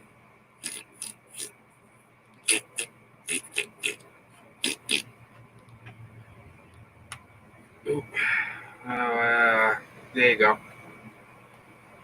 Water in too much.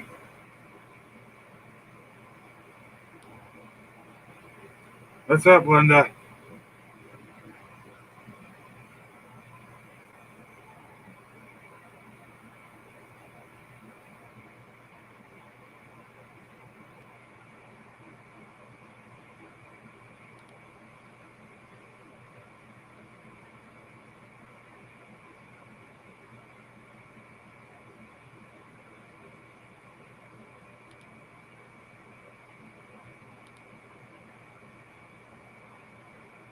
Oh. Oh, come on, you. You. That's.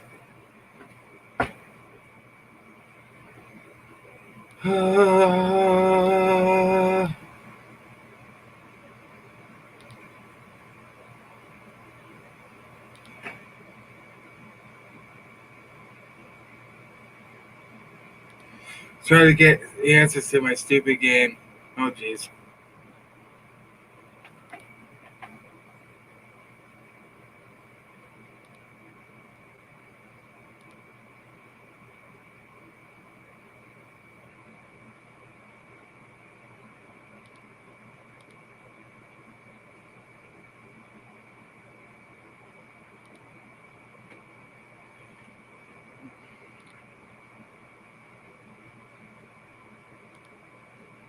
Oh,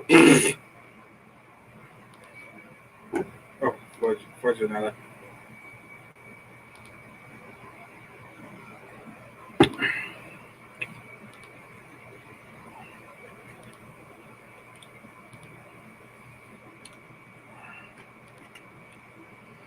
You, I could be the organ grinder. Oh, jeez. You guys. On social media.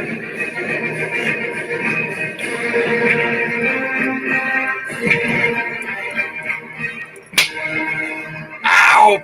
We also want to give a big thank you to Rich the Catman. Thank you so much for sharing the stream. We'll be back on the microphone to give more shout outs to everyone that is sharing the live stream on social media. Also, don't forget to click the thumbs up button. It helps us out a lot when you share the stream, folks. So thank you so much for your help and your support.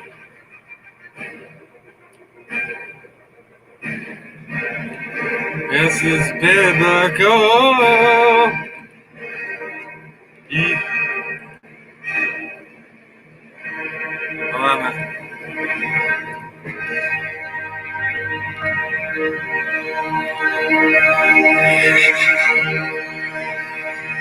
I had to. I had to.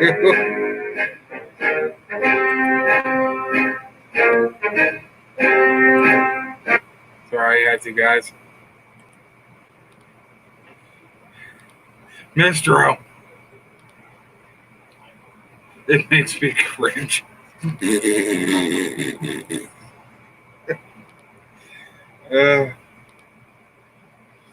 That's killing me.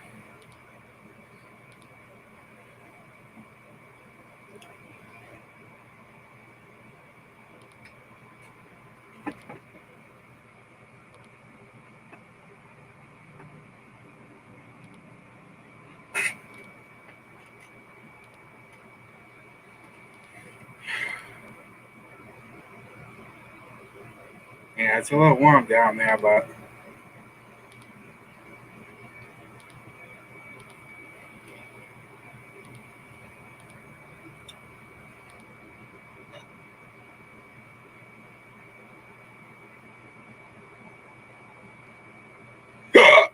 oh crap. Are we there yet?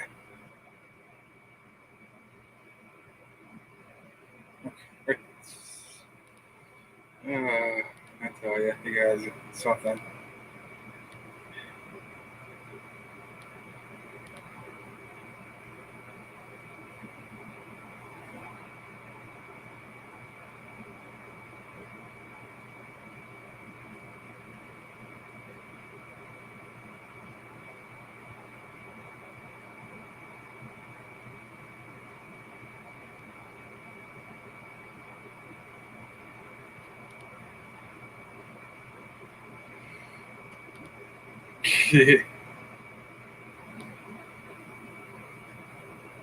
I was one of those kids. Oh, jeez.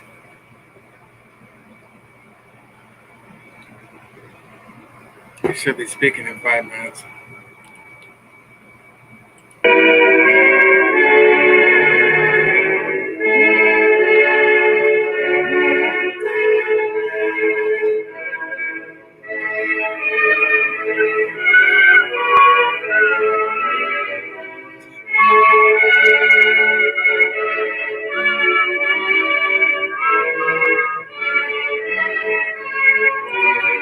You putz! How about that?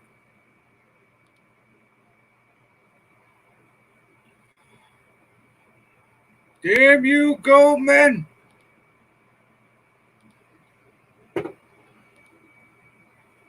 You putz!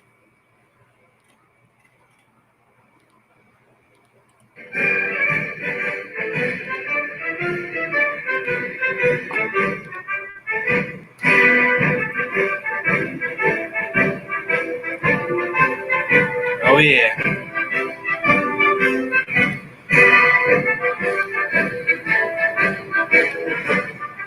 Oh, it's about to come out.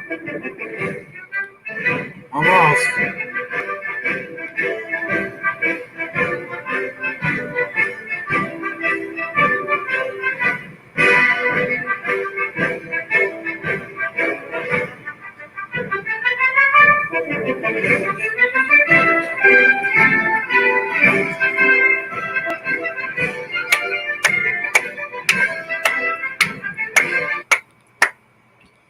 No!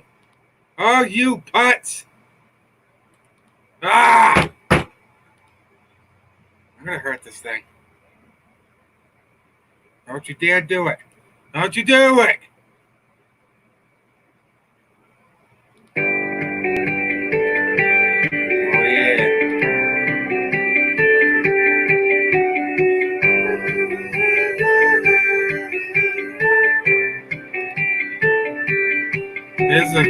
best that we've ever had.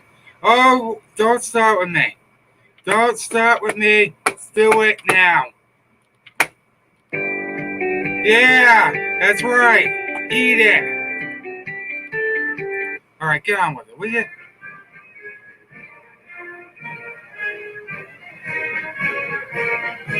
No. It's not gonna work. Ah! Poop it! Putz!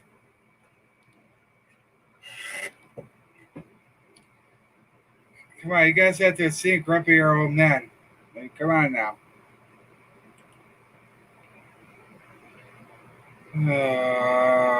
Plus this. I might have to go out again because it's being putz. Go. Don't you dare. Don't you dare. Thank you. Stabilize it. Stabilize it. Hey. Hey, Kevin McCarthy's there. Oh, that's awesome. Ah! Oh, I'm gonna hurt this thing. I'm gonna have to hide the freaking thing. Hold on. It's being the putz. Hold on. I have to do it again. Oh, God help me. It's not coming up on recommended. It's not coming up on people's channels. It's not coming up. Nobody got notification really from YouTube. So we need your help now more than ever before, sharing the live stream on social media, clicking the thumbs up button. All that helps. Hopefully other patrons are able to find the live stream. So, I'm gonna hurt everything. Ah! Spankus Yankus.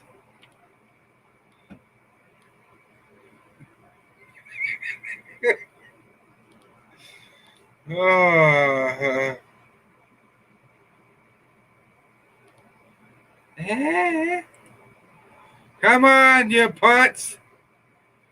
Thrust spin, three head. My friend Senator What Steve the hell Daines does in it say? Montana has a race that's tied. Our Senate majority is on the line, and we need your Is it help bad? to keep Steve in the Senate. Come on, you. Please generously consider helping my friend Steve Oh, God.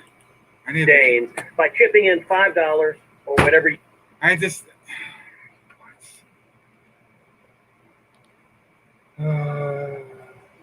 God, give me the strength not to throw my monitor out the window, please. Oh, Tick is here.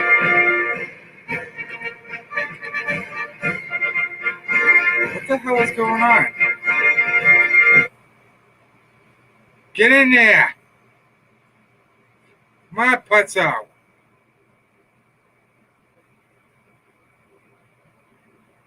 Oh, God. Pots.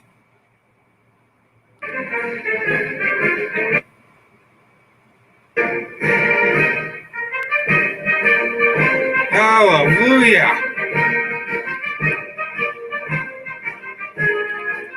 Quite a few people. Hey! What's wrong with you? All right, folks. So we like to give a big thank you to Carolyn for sharing the stream on social media. Get your feed. Oh, I'm going to spank his Yankees you in a minute. Stars for Patriots. Thank you so much for sharing the stream on social media. Idaho Garden Girl. Come on. Thank you so much for sharing the stream. Come on, you piece of Also, crap. Come on, you piece of crap. This internet sucks. Sorry, guys.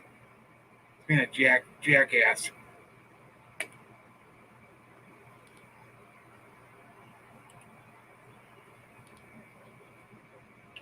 Sorry to say that. Like Diane for sharing the stream. Bridget Sanders. Thank you so much, Bridget, for sharing the stream. Jump. Oh my. I'm going to hurt something. In about 5.6 seconds. If you don't get this damn thing on the screen.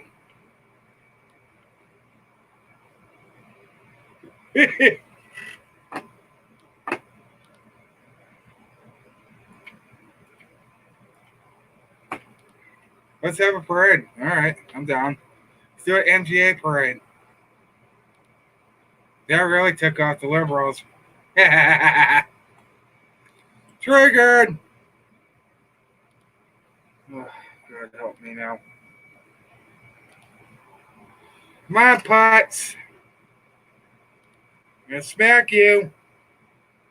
All right, I'm gonna hurt something in about 5.6 freaking seconds.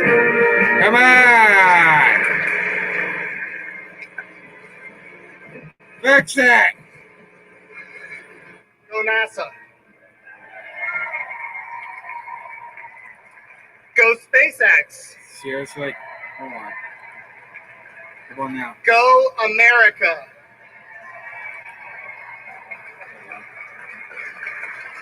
It was just a year and a half ago that the President of the United States put in his State of the Union address. Oh, hold on. He said, "We are going to launch America." What the hell's going on here? It was just a year and a half ago that the President of the United States put in his State of the Union address. He said, "We are going to launch American astronauts on American rockets from American soil." And he looked at me and he said, "You're going to make that happen." And here we are a year and a half later. And with the help of Elon Musk and the SpaceX team, we have delivered.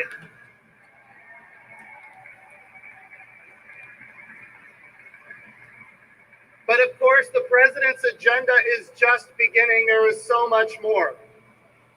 He turned around and he recreated a moon program. And he said, we're going to go to the moon for a purpose because we as a nation are going to get to Mars. And I will tell you, this area, this little agency we call NASA is excited about it. I want to tell you a quick story. My job is to introduce the Vice President of the United States, and I'm going to do that in just 1 second, but I have to take a moment. It was about 9 years ago, that the Space Shuttle Atlantis landed right here for the last Space Shuttle mission in the history of the United States. And the next day, 2,000 pink slips went out. And over the course of the next 2 years, this area went from 15,000 jobs down to 7,500 jobs, devastation for the Kennedy Space Center, and really a lot of very disgruntled NASA employees.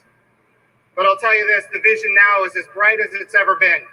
We are one step by one step accomplishing what we need to do as a nation to lead again in space, and it's not just rhetoric.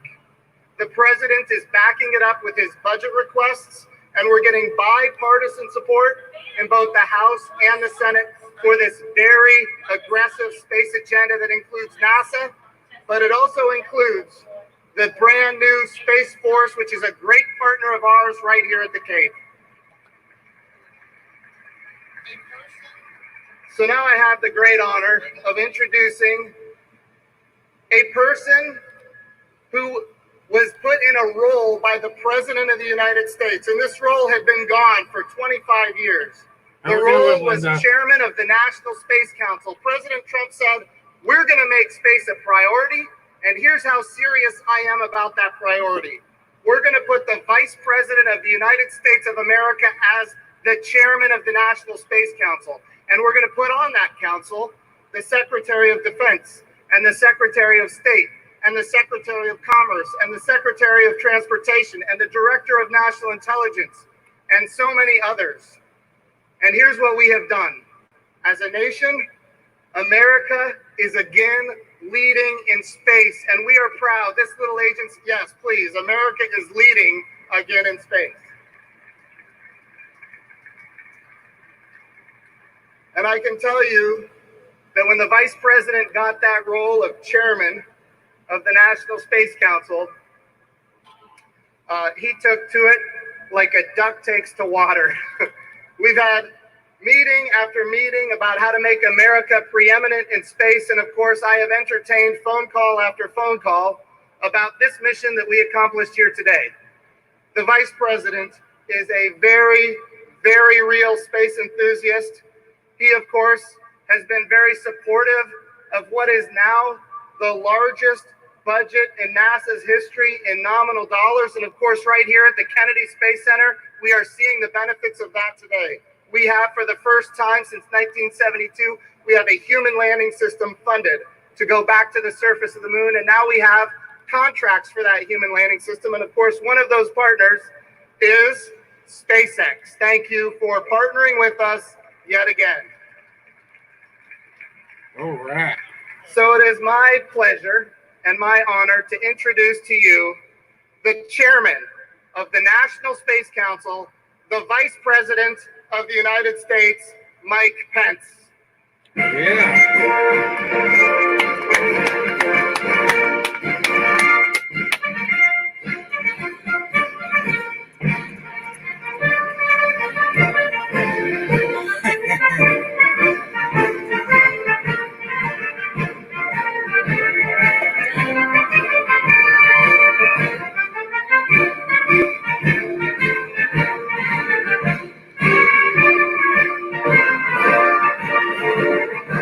Well, hello, NASA. Hello, SpaceX. And hello, America's future in space. To the governor, to Leader McCarthy, members of the House and Senate, members of the Cabinet, and the Joint Chiefs, to Jim Bridenstine, and the incredible men and women of NASA and SpaceX, it is an honor and a joy for me to be here with the President of the United States at Kennedy Space Center on the day we made history. On the day American astronauts returned to space on an American rocket from American soil for the first time in nearly 10 years. You did it.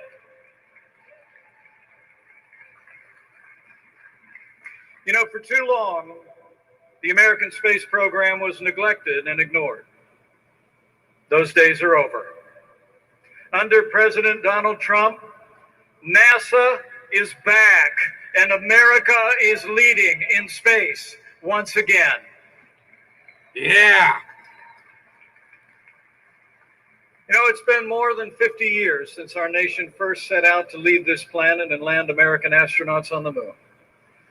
Today, under this president, we begin a new mission to return to the moon and ultimately land American astronauts on the face of Mars.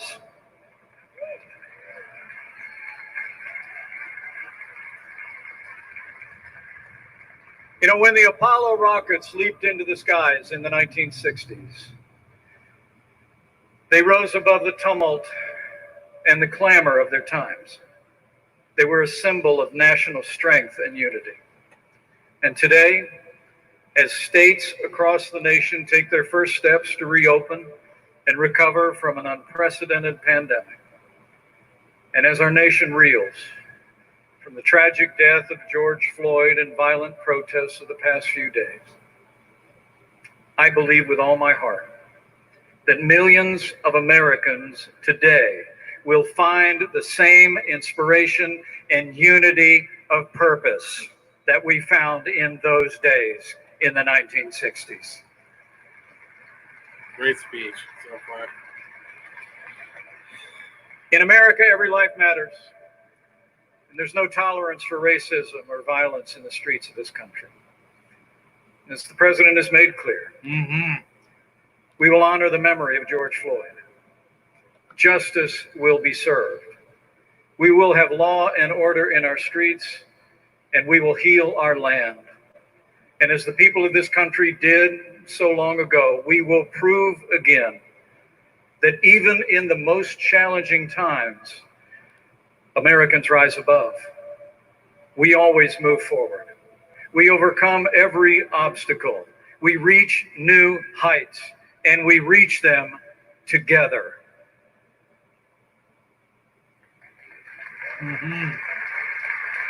Yeah. And in that spirit, today we begin a new era of human space exploration. And the credit goes to dedicated men and women all across this country, to the ingenuity and the hard work of the entire NASA team. America is proud of the men and women of NASA.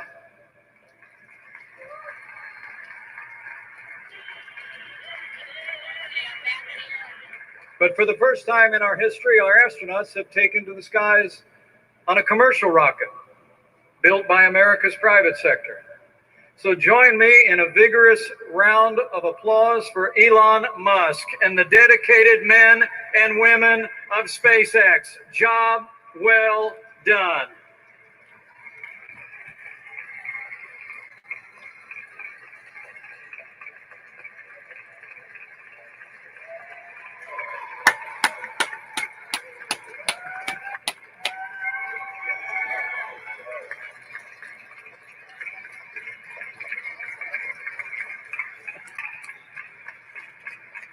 I can't wait for the rallies to come back. It's going to be even better, even bigger.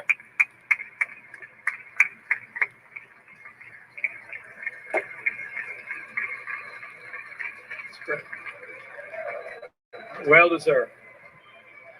Oh, yeah.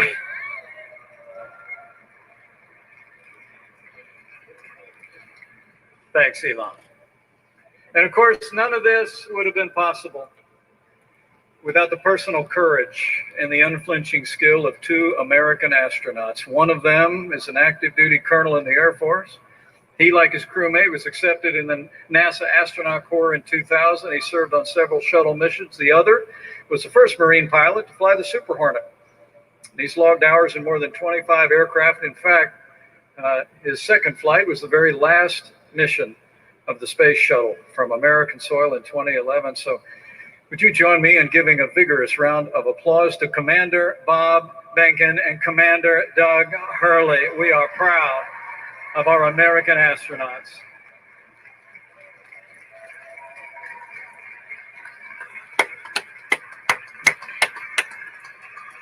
Yeah.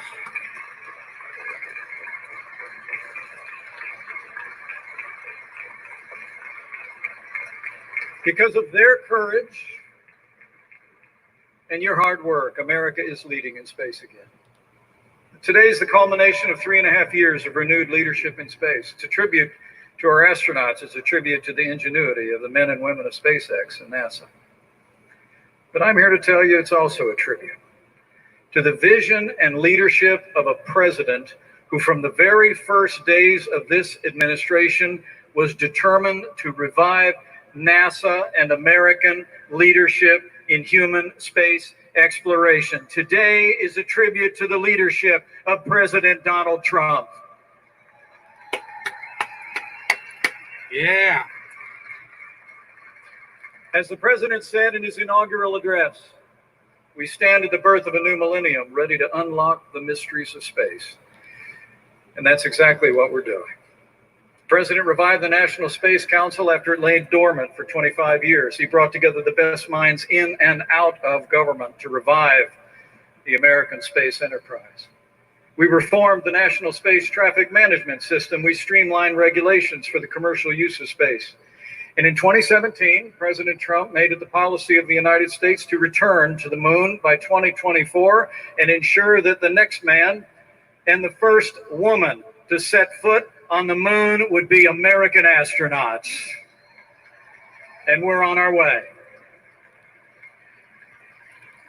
And at the president's direction, we won't just go back to the moon. Mission Artemis is going to take us to the moon, and then America will make the next giant leap. And we're going to land American astronauts on Mars. So we're leading again for our prosperity, for our explorer's spirit, but we're also leading for the security of the American people. As nations around the world increase their investment in space, this president also took the decisive step to ensure that America remains as dominant in space as we are in land and air and sea, when he created the first new branch of our armed forces in more than 70 years, the United States Space Force. True that. Well, I guess So the American people can be confident. after today's history-making launch that we're just getting started. And under this president's leadership, with the courage of our astronauts, the ingenuity of NASA and private partners like SpaceX, the support of the American people, and God's grace, we'll never stop pushing to reach new heights, to go farther and faster and higher than ever before. We will inspire the world as America leads humanity into the vast expanse of space for generations to come. And now it's my high honor and distinct privilege to introduce to you the man whose vision and relentless leadership brought us to this historic day, the 45th President of the United States of America, President Donald Trump.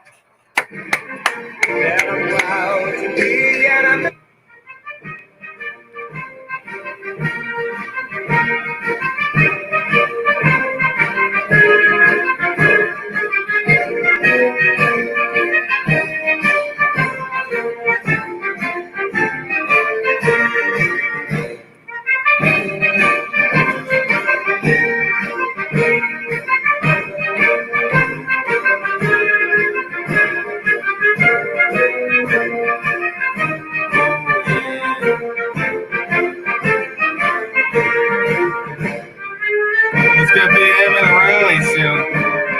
It's gonna be awesome.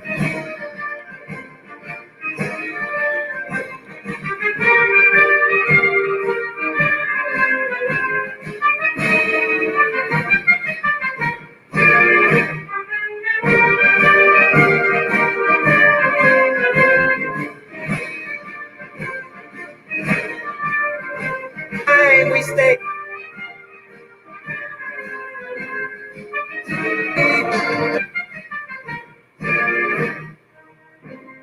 Please. Big day. It's a big day. And I want to thank our great Vice President for your fearless and tireless commitment to fulfilling America's destiny in space. Thank you very much, Mike. Great job. Great job. We're also grateful to Mike's wonderful wife, Karen, for being here and for all she does for our country. Thank you. Thank you, Karen. Before going further on this exciting day for all America in space, I want to say a few words about the situation in Minnesota. The death of George Floyd on the streets of Minneapolis was a grave tragedy. It should never have happened. It has filled Americans all over the country with horror, anger, and grief. Yesterday, I spoke to George's family and expressed the sorrow of our entire nation for their loss. I stand before you as a friend and ally to every American seeking justice and peace. And I stand before you in firm opposition to anyone exploiting this tragedy to loot, rob, attack, and menace. Healing, not hatred, justice, not chaos, are the mission at hand. So good.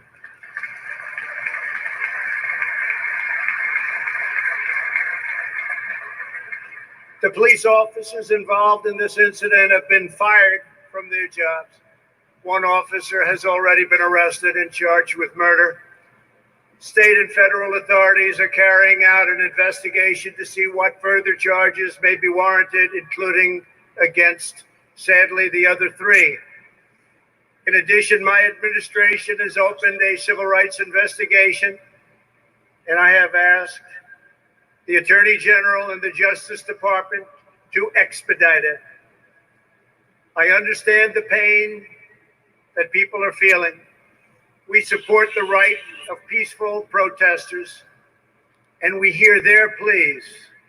But what we are now seeing on the streets of our cities has nothing to do with justice or with peace. The memory of George Floyd is being dishonored by rioters, looters, and anarchists.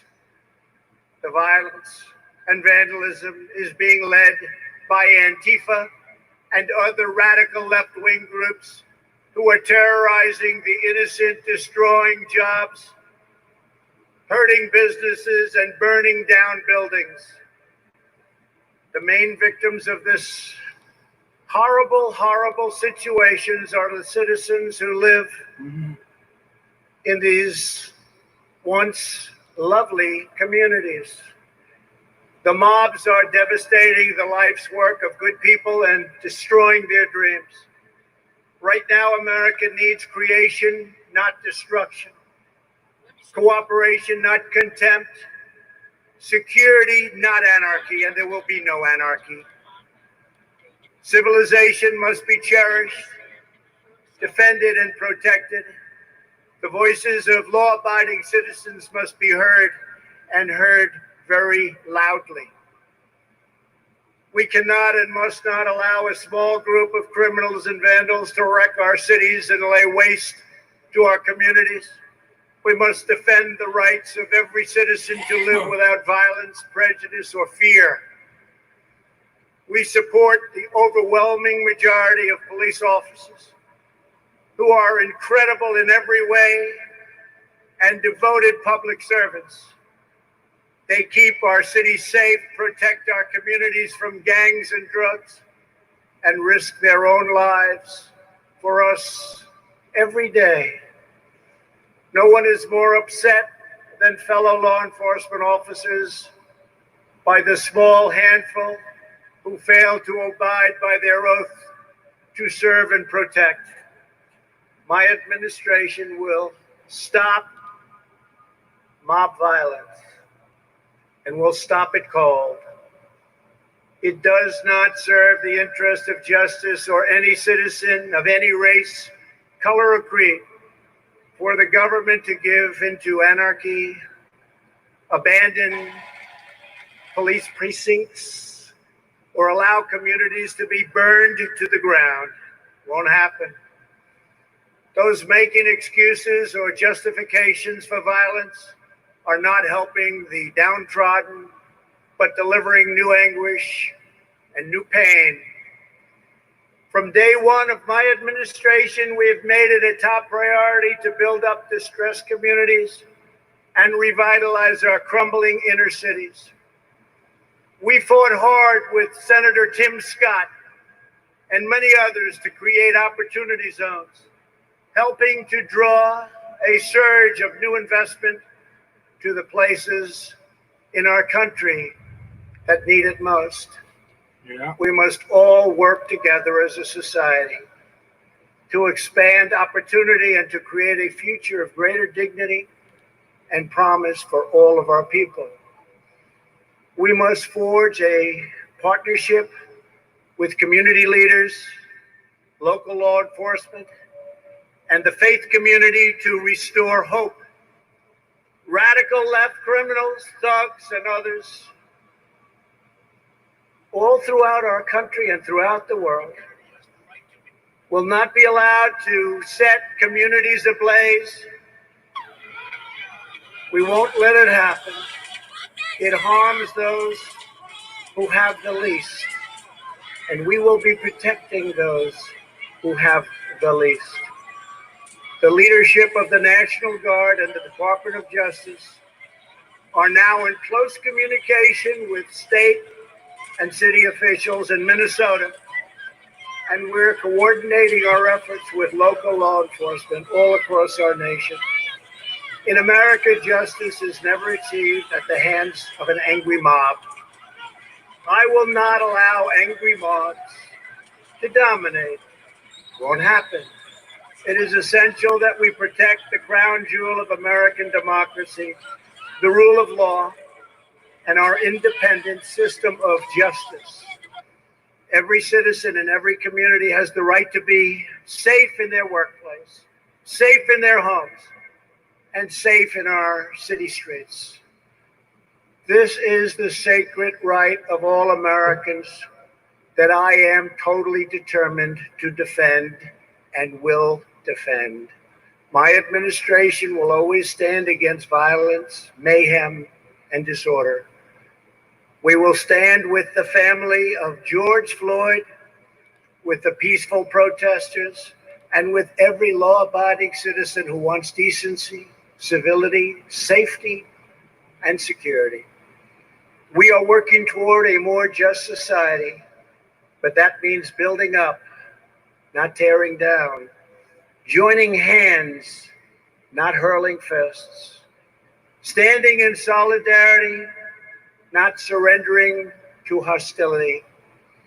Moments ago, as we witnessed the launch of two great American astronauts into space, we were filled with the sense of pride and unity that brings us together as Americans.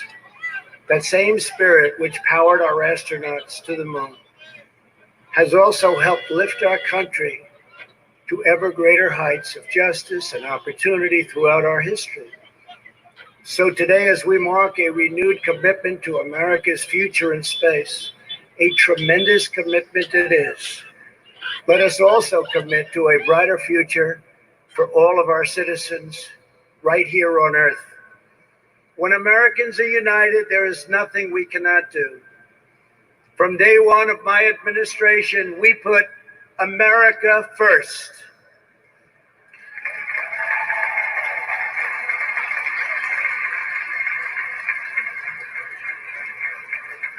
This afternoon, I'm delighted to be with you at Cape Canaveral in this storied home of American daring, aspiration, and drive.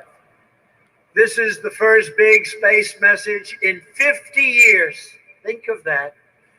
And it is an honor to be delivering it.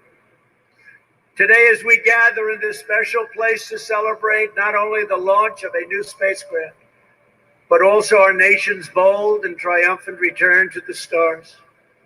It's a special day.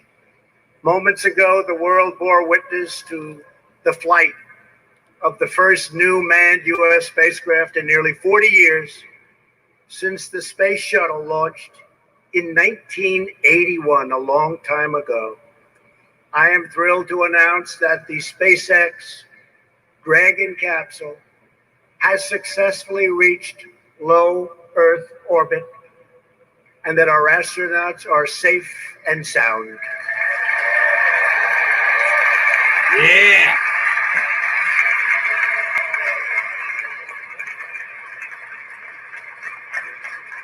With this launch, the decades of lost years and little action are officially over. A new age of American ambition has now begun. Past leaders put the United States at the mercy of foreign nations to send our astronauts into orbit. Not anymore. Today, we once again proudly launch American astronauts on American rockets, the best in the world, from right here on American soil.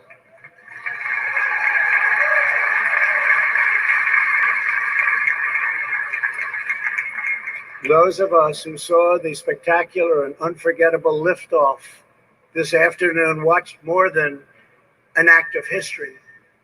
We watched an act of heroism. Every time our astronauts climb aboard a rocket, which is many, many stories of only engine and fuel, and vault across the sky, they display breathtaking valor. What Colonel Douglas Hurley and Colonel Robert Behnken did this afternoon was pure American genius and courage. They joined the ranks of just 7 prior American astronauts who have made the perilous maiden voyage to test a new class of spacecraft. The names of Hurley and Behnken will stand in the history books alongside those of legends like Alan Shepard, Gus Grissom, John Young. Now these brave and selfless astronauts will continue their mission to advance the cause of human knowledge as they proceed to the International Space Station before returning to Earth. We wish them Godspeed on their journey, and as one proud nation, we salute their fearless service. Thank you, thank you, thank you.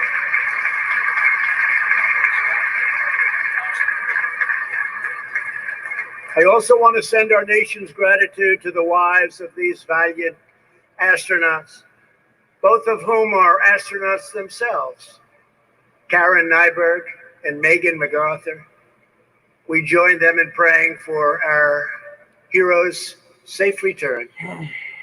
As you know, this spring our nation has endured the pain and hardship of a global pandemic. As we usher in a new era of manned spacecraft, we are reminded that America is always in the process of transcending great challenges. Our nation is blessed with limitless reserves of talent, tenacity, and resolve. The same spirit of American determination that sends our people into space will conquer this disease on Earth. Should have never happened.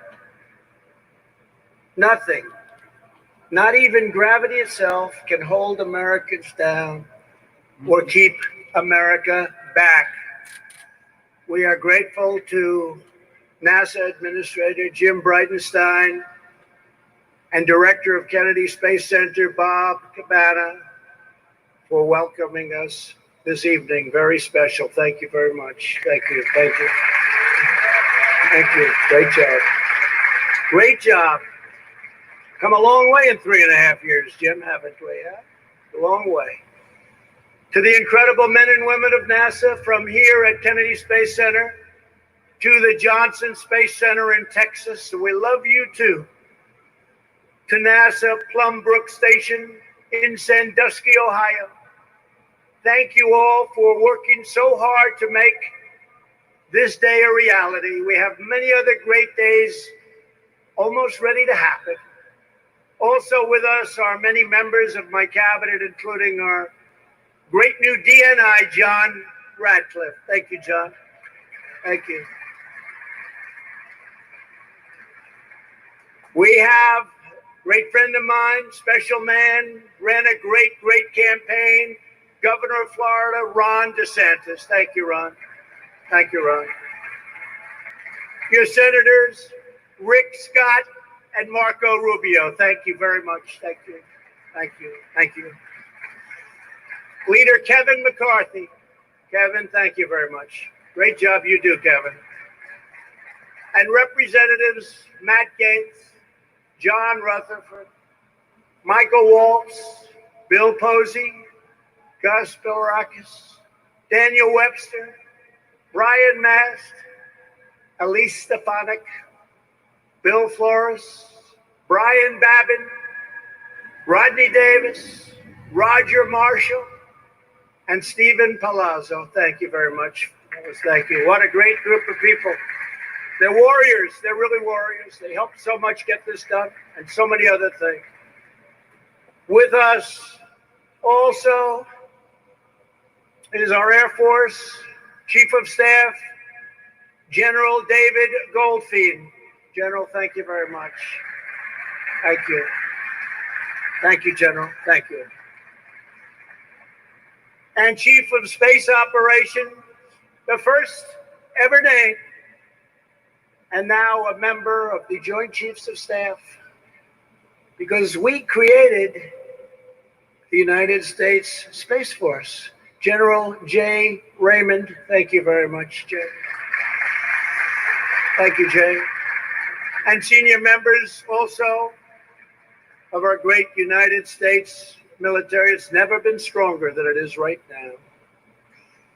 Also, Attorney General of Florida, Ashley Moody, and Chief Financial Officer of Florida, Jimmy Patronis, and many other distinguished guests. Thank you very much for being here. We appreciate it. I especially want to congratulate someone who truly embodies the American ethos of big thinking and risk taking.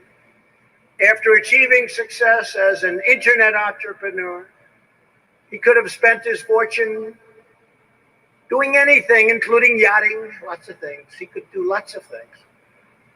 But in 2002, he began pouring tens of millions of dollars of his own money into research and development for a new rocket. He's a little different than a lot of other people. He liked rockets.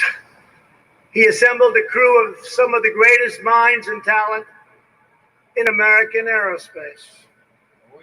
In the years since, SpaceX has become the first private company to develop and successfully launch its own rocket into orbit, the first to launch and recover its own capsule. And of course, moments ago, SpaceX became the first private company to put humans into orbit around the Earth. Elon Musk, congratulations. Congratulations, Elon.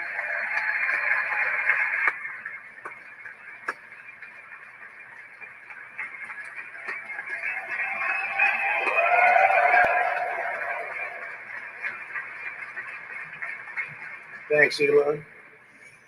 For Elon and 8,000 SpaceX employees, today is the fulfillment of a dream almost 2 decades in the making. For years on end, they have worked hand in hand with NASA, sculpting aluminum, tightening valves, tuning nozzles, testing parachutes, and filling massive tanks with thousands and thousands of pounds of kerosene and liquid oxygen. Today, the groundbreaking partnership between NASA and SpaceX has given our nation the gift of an unmatched power, a state-of-the-art spaceship to put our astronauts into orbit at a fraction of the cost of the space shuttle, and it's much better. From now on, the United States will leverage the fast-growing capabilities of our commercial sector and the finest pieces of real estate on Earth, which you need very badly to send U.S. astronauts into space. Under NASA's Commercial Crew Program, we will use rockets and spacecraft designed, built, owned, and launched by private American companies at a fixed price for the American taxpayer. Today's launch makes clear the commercial space industry is the future. The modern world was built by risk takers and renegades, fierce competitors, skilled craftsmen, captains of industry who pursued opportunities no one else saw and envisioned what no one else could ever think of seeing. The United States will harness the unrivaled creativity and speed of our private sector to stride even further into the unknown. This launch also marks an exciting turning point for NASA. This agency will now focus its unmatched expertise like nobody's ever seen, and power and integrity to do what NASA does better than anyone else, and it's not even close.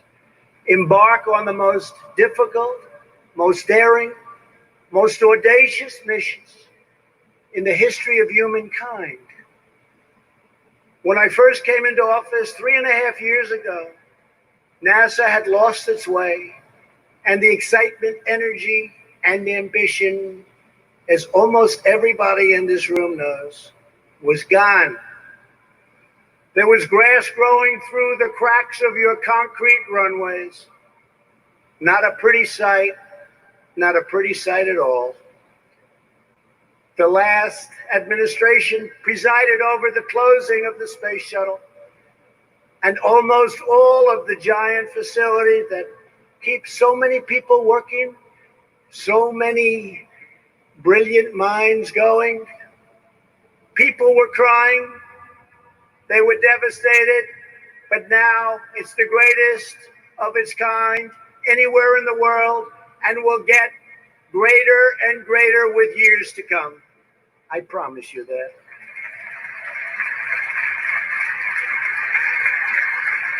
We have created the envy of the world, and will soon be landing on Mars, and will soon have the greatest weapons ever imagined in history. I've already seen designs, and even I can't believe it. The United States has regained our place of prestige as the world leader. As has often been stated, you can't be number one on Earth if you are number two in space.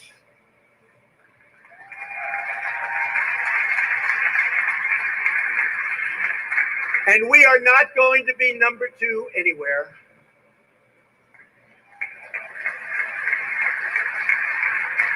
Nowhere is this more true than with our military, which we have completely rebuilt. Under my administration, we have invested $2.5 trillion in new planes, ships, submarines, tanks, missiles, rockets, anything you can think of. And last year I signed the law creating the sixth branch of that already very famous United States Armed Forces, the Space Force. For every citizen who has eagerly waited for mission to Mars. Earlier this week, I saw the Orion capsules being worked on in this building. As part of the Artemis Moon to Mars program, those capsules will soon return Americans to lunar orbit for the first time in over 50 years, half a century. By 2024, our astronauts will return to the lunar surface to establish a permanent presence and the launching pad to Mars.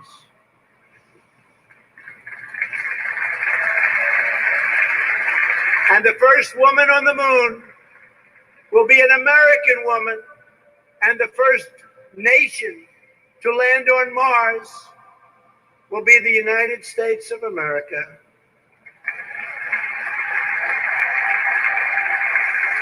Since I signed the order to establish these goals shortly after taking office, we have made rapid gains. A new 22,000-pound capsule is already built.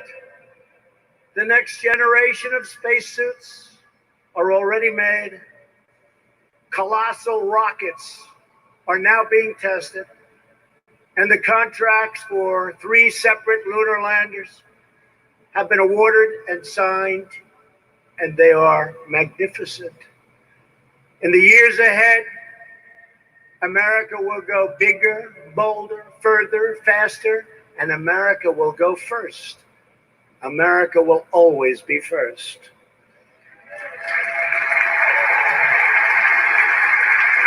To be certain, we will meet the adversity and hardship along the way. There may even be tragedy because that is the danger of space. There's nothing we can do about that. The power that we're talking about is unrivaled. There's nothing we can do about problems, but we'll have very few of them.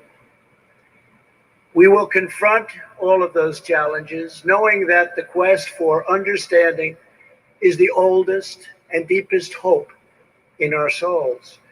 The innate human desire to explore and innovate is what propels the engines of progress and the march of civilization.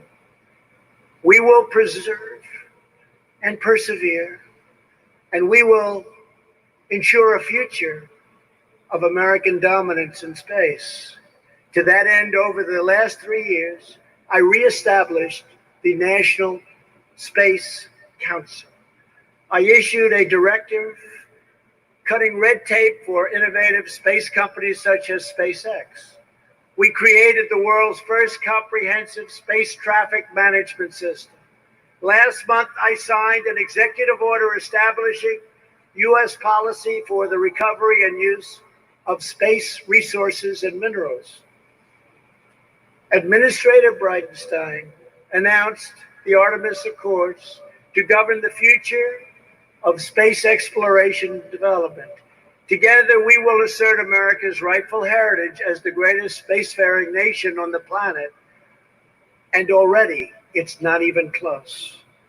In the half a century since the United States stopped sending astronauts to deep into space, 1972, no other country has ever done it. The reasons are simple: cost, technological complexity, and tremendous danger. For instance, I was told that the rocket you just witnessed had to be launched within 1 second, or it would be impossible for it to hit its target. And I was here 2 days ago. And I said to Jim, it's okay. Why don't you wait 5 or 10 minutes? And he said, sir, we only have a window of 1 second. And I walked out of here shaking my head. Is that true, Jim? Yes, it's true. Space travel is not a feat of engineering alone. It's also a moral endeavor, a measure of a nation's vision, its willpower, its place in the world. Exploration is a test of our values and of our faith. America is a nation defined by its commitment to discovery, to solve mysteries, to chart the unknown, to press the limits, to achieve the fullest expression of life's potential, and to ensure that America is the nation that always leads the way, and especially in space. This evening, I am more confident than ever before that America stands poised to thrive in this grand undertaking. It's incredible. We are a nation of pioneers. We are the people who crossed the ocean, carved out a foothold on a vast continent, settled a great wilderness, and then set our eyes upon the stars. This is our history and this is our destiny. Now, like our ancestors before us, we are venturing out to explore a new magnificent frontier. It's called space. Our most daring feats, our most epic journeys, our biggest adventures, and our finest days are just beginning. America's proudest moments are still ahead. We are on the verge of our most exciting years, and next year may be the most exciting of all. You just watch.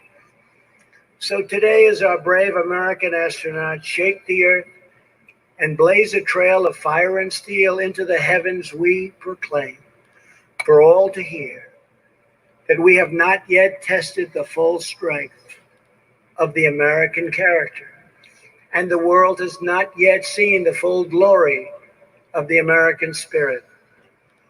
For our country, for our children, and for humanity's march into the stars, the best is yet to come.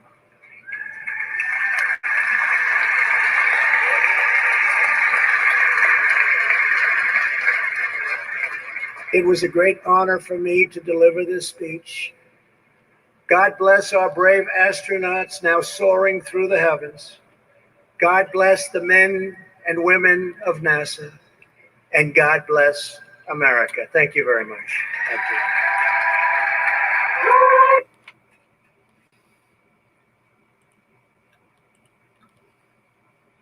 There you go, folks. Beautiful speech, man.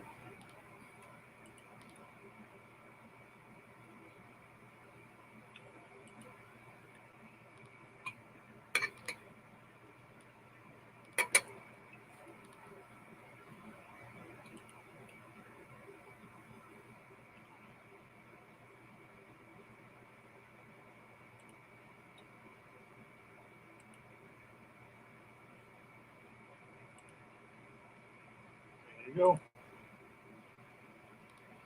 Woo. Yeah, what a day. What an historic day. All right, guys, I gotta get out of here. I want to thank you all for joining. You guys should definitely check out the replay. I appreciate it. And so I thank you guys so much for watching. God bless all of you. God bless our dearly elected President Donald John Trump. And God bless America. America's back, man. Whether you refuse to believe it or not, it's back. Stronger than ever. Huzzah! Stay the fight, Patriots.